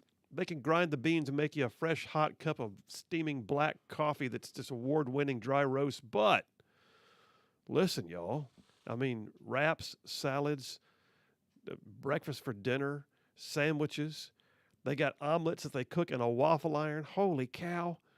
So anyway, all that to say, Just Love Coffee Cafe. You need to check this out. What a great place to stop and get a bite to eat on the way home, or take it with you, or just enjoy the atmosphere, read a book, use their Wi-Fi, hang out a bit, meet somebody there. Just Love Coffee Cafe, 2 locations. Hughes Road in Madison, South Memorial Parkway in Huntsville. Tell them you heard about it on the Right Side. Boomer, we're going to do Adventures in Woke World, which means we need a soundtrack, my man. Hit it. Adventures in Woke World.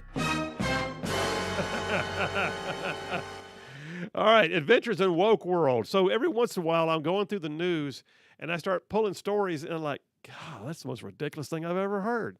Or I'll look at it and think, that's asinine. Who thought that up? Or I'll look at it and go, that's the most jackwagon thing I've ever heard. And next thing you know, I've got a stack of them. I'm like, okay, we're doing a segment, and it's going to be Adventures in Woke World today. Well, let me just tell you, I have gotten, Boomer, aside from the Ted Nugent interview, I have gotten more comments on the fact that you and I lost it over the monkeypox episode. Was it last week? I think. Yeah. Can I tell you one thing? Yeah. I think that's number 2 on the podcast. Is it really? It is number 2. I forgot to tell you that. I started laughing again, and then yeah, that cracks me up. I'm gonna start again. I can't contain myself. All right. So anyway, Task Force Monkeypox is at work. That's important. Boomer, we haven't done the patch yet. We got to create the Task Force Monkeypox patch. I'm going to do a patch, and I may do some T-shirts. Dude, if you get Task Force Monkeypox T-shirts, we could give a giveaway.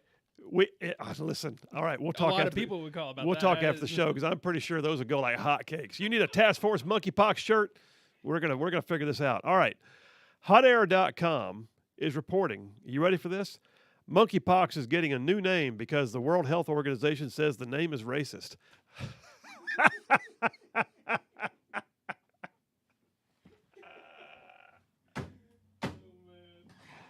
Oh, come back to the microphone, Phil. All right, listen. I want to know then, what about chicken pox? What about swine flu? What about mad cow disease? We gotta rename those too? Apparently not. Dr. Tedros Adhanom Ghebreyesus, the World Health Organization Director General, I'm not sure if I said his name right, but it sounded like I knew what I was doing, met with scientists this week to discuss best naming practices for diseases. The focus is to avoid, quote, ethnic, social, or professional groups and minimizing harm to trade, travel, tourism, or animals. Because God knows the monkey cabal has been... There's a grassroots effort right now among monkeys. They are fighting back over this. They're mad. They are mad. I mean, that whole segment, they were inspired by local Alabama, and they have now formed their own monkey coalition, and they want monkeypox renamed. And they apparently, the monkey lobbyists have now gotten hold of the World Health. I'm having the best time with this. Monkeypox. And it points out in this article from hotair.com, right here in my hot little hands. I got it all highlighted. See it? All right. Numerous other diseases, including Japanese encephalitis, Marburg virus, Spanish influenza, Middle Eastern respiratory syndrome, have all been named after geographic areas where they first arose and were identified, but the World Health Organization has not publicly suggested changing any of those names. Apparently, we only follow the facts when it's convenient and no one's feelings get hurt. That's the important part.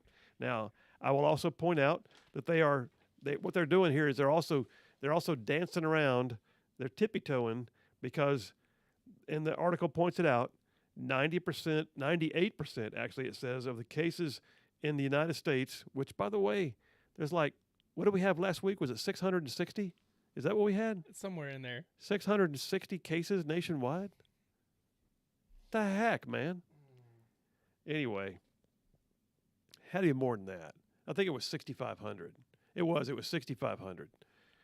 Even still, it was like less than half of 1% of the United States. Anyway, 98% of those cases are gay men who are having sex with other men. There's a limited global supply of vaccines. Health officials are rushing to try and stop monkeypox from being entrenched as a new disease. The Biden administration formed Task Force Monkeypox, but they haven't done a thing except talk. Because, to be honest with you, there's not a lot to do. You know, Task Force Monkeypox is going to wind up, being the kind of thing that you got a chance to be a part of and never got a chance to really do much. So there it is, Adventures in Woke World. We're starting off with the facts that monkeypox may be getting a new name because apparently the World Health Organization says monkeypox is racist. All right. You ready for something equally ridiculous? Brace yourself, Boomer. Oh, man. I know you have a child or two. Two. Did I just predict something here? I hope not. You got something you want to tell me? Nope, we're good. All right. We're keeping it at 2 right now. All right. 2 feels like a lot sometimes. It does. All right. The Post-Millennial, dated August 14th. Headline, study blames climate change for children eating too much and not exercising enough. Well, by God. The climate change? Climate change. Man, that's big. That's an existential threat. Just so you know, the talk show CBS Mornings cited a study on Saturday that correlated the growing trend of American obesity to climate change. As increased heat, the study says, is making children stay indoors, consume more calories, and embrace a sedentary lifestyle. How about this? Mommy and daddy ain't parenting. That's what I'm seeing. If you got your little kids getting fat and lazy, get them off the couch and make them do something. Yeah, absolutely. I mean, I think I was maybe locked out of the house when I was a kid. Go play, son. I know. How many times did you hear go play and you went outside, you just sweated, and you came in with your nasty little self and you got a bath before you went to bed? Yep. There you go. Every day. Every day. And that's what we do now with my little boy. Run. Go play. Now go take a bath. Run barefoot to the backyard. Yes. I mean, come on. And then and you're out there with your dog throwing the ball, or you're running with your friends, or you picking daisies. I don't care what it is, but you're just out there. But then how about this? It's raining outside. What do? Feed them fattening foods and let them sit on the couch? No. They can run laps in the living room too. Yeah. They got plenty to do. I mean, I'd say go play in the rain. That's a lot of fun. Climate change will not only exert direct effects like higher ambient temperatures in many regions, but it'll also be responsible for indirect effects that can independently affect a child's physical activity habits, for example, as observed during the COVID-19 global pandemic. Shut up! I like reporting, Phil. No. I like that. That's my favorite. I get really excited. Oh, my gosh. Study blames climate change for children eating too much and not exercising enough. All the more reason why it's a good thing they passed the Inflation Reduction Act with billions of dollars dedicated to helping us deal with climate change. It's an existential threat, brother. Stop laughing over there. This is serious business. I'm trying. Between monkeypox and climate change, Lord God, it could be the end times. We don't know. All right. Next story I've got, because we're in Adventures in Woke World right now. Story from hotair.com. That's 2 in a row from Hot Air. Story from hotair.com dated yesterday, August 14th. San Francisco is putting out $20,000 trash cans. Oh, yes, they are. What takes 4 years to make and costs more than $20,000? A trash can in San Francisco. Apparently, San Francisco has a hard time keeping trash off the streets. They don't know what to do with themselves. I mean, what, pray tell, do you do? Well, you provide trash cans, don't you? Except then Mayor Gavin Newsom, now Governor Gavin Newsom, literally took up the trash cans because they felt like they were being abused. I have no idea what that means. But apparently he was concerned about the well-being of the trash cans. So end result is he took them up, and now they're trying to figure out how to put them back. But they want special ones. They want them that are like they act like compactors, and they want them that look pretty, and they want them the kind that the homeless people can't rummage through, and they want the kind that encourages people to recycle, and they want the kind, I don't know, tie your shoes too. I don't know, but right now, literally, they've got city officials hired a Bay Area industrial firm to custom design pricey trash cans, and multiple prototypes have now been put out there. One cost $19,000. One cost $11,000. Another one cost oh gosh, where was it? Almost 20,000. And so all said and done, I mean, they can mass produce them later for like 3,000 each, but it's a trash can. You're talking about trash cans. It's a trash can. So I saw that earlier, and I'm just glad I'm not there. I'm pretty sure they could feed a lot of the homeless with what they're going to spend on trash cans. Have I got a caller online? Let me just jump on that real quick before I go to the break. Is that Jeff? Jeff from Indiana. How you doing, brother? Doing great, Phil. How's it going? Good, man. How about you? Hey, monkeypox, I think it might have some racial overtones to it, but I think it should be more appropriately named unicorn pimples. Unicorn pimples? Probably. Yeah, unicorn pimples, I believe that would probably be more appropriate. Unicorn nipples or pimples? What'd you say? Pimples. Pimples. Yeah. Okay. Oh, I believe that would probably, be more appropriate. I think I've lost control of this whole segment of the show. I don't know what's happening right now. But I'm on the front line. I'm ready to serve. So. Yeah, I appreciate you, brother. We're gonna have T-shirts made. We'll make sure you get one when we do. Oh my word! You got to. All right, Jeff. Appreciate you, man. We're up against the break. You have a great day. We'll talk to you again soon, I hope. All right, Boomer, take us to the break before I lose my mind. Task Force Monkeypox on patrol. That's it. Monkeypox Rangers. There you go. I don't think they're going to get rid of that name. Monkeypox shock troops. We're going to have monkeypox shock troops wearing monkeypox body armor. Unicorn nipples. Phil Williams, Right Side Radio. We're going to a break right now.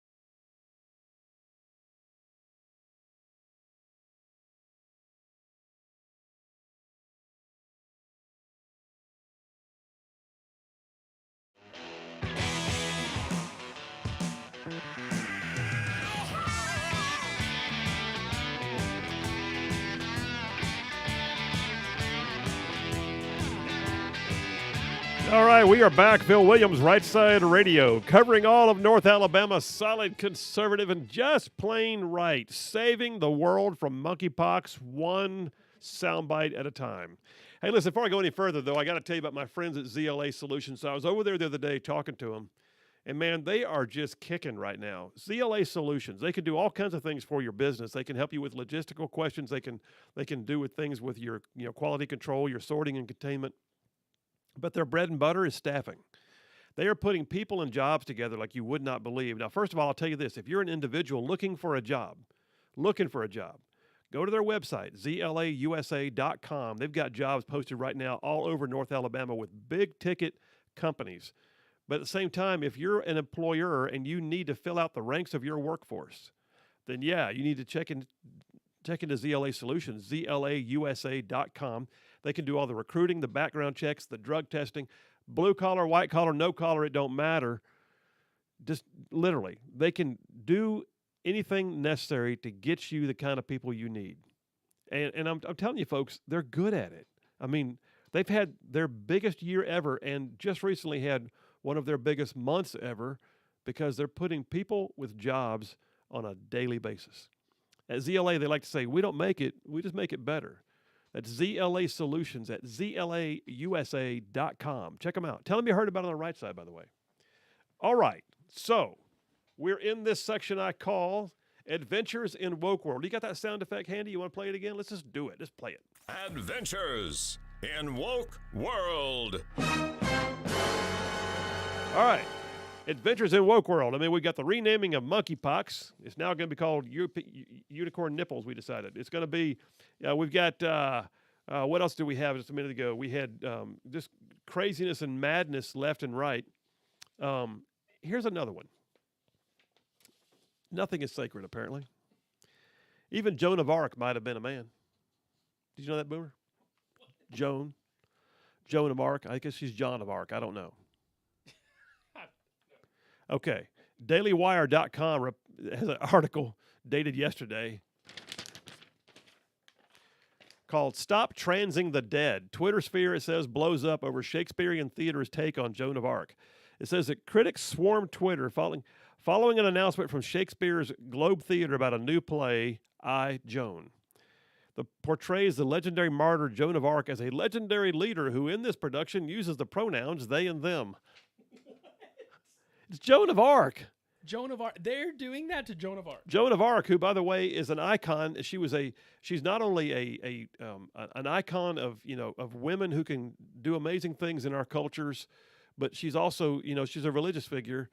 But now she has been reduced to someone who uses the pronouns they and them. I mean, did they ask her permission? I mean, what are they doing? They're doing whatever they want to do. That's what they're doing. So the Globe shared a statement on identity from the theater's artistic director Michelle Terry, who argued that Joan of Arc had been presented in that way in the past. Regardless, theaters do not deal with historical reality. Obviously,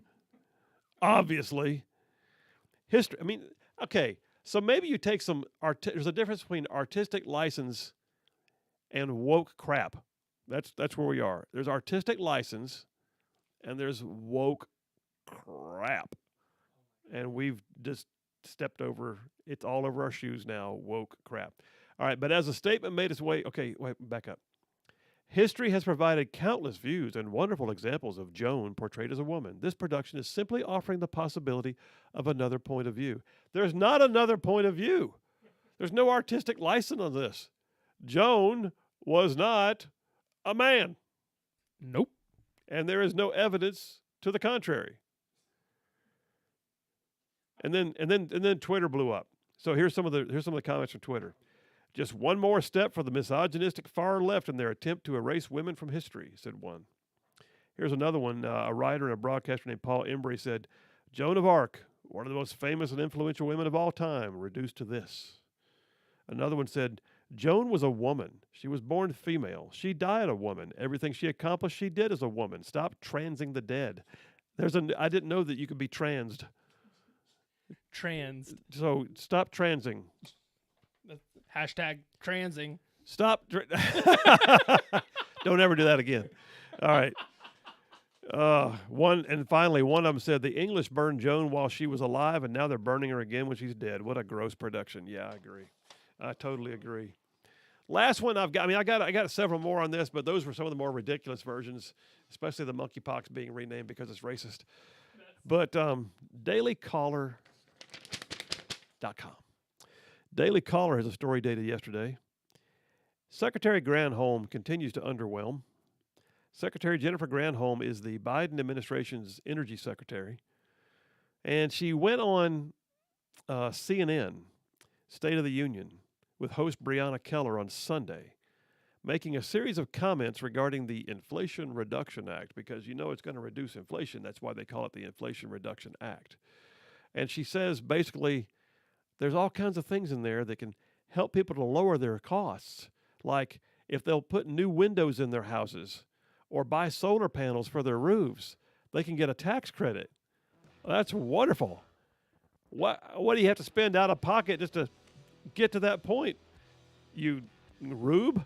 I mean, anyway, I think she's better off serving us on the monkeypox task force, to be honest. All right, folks, what a day. We got more of this tomorrow. You're going to want to hear it. Coming up next, you got the great one, Mark Levin. Boomer and I back here again tomorrow at 2. We will talk. Right Side Radio, solid, conservative, and just plain right. Y'all have an amazing night.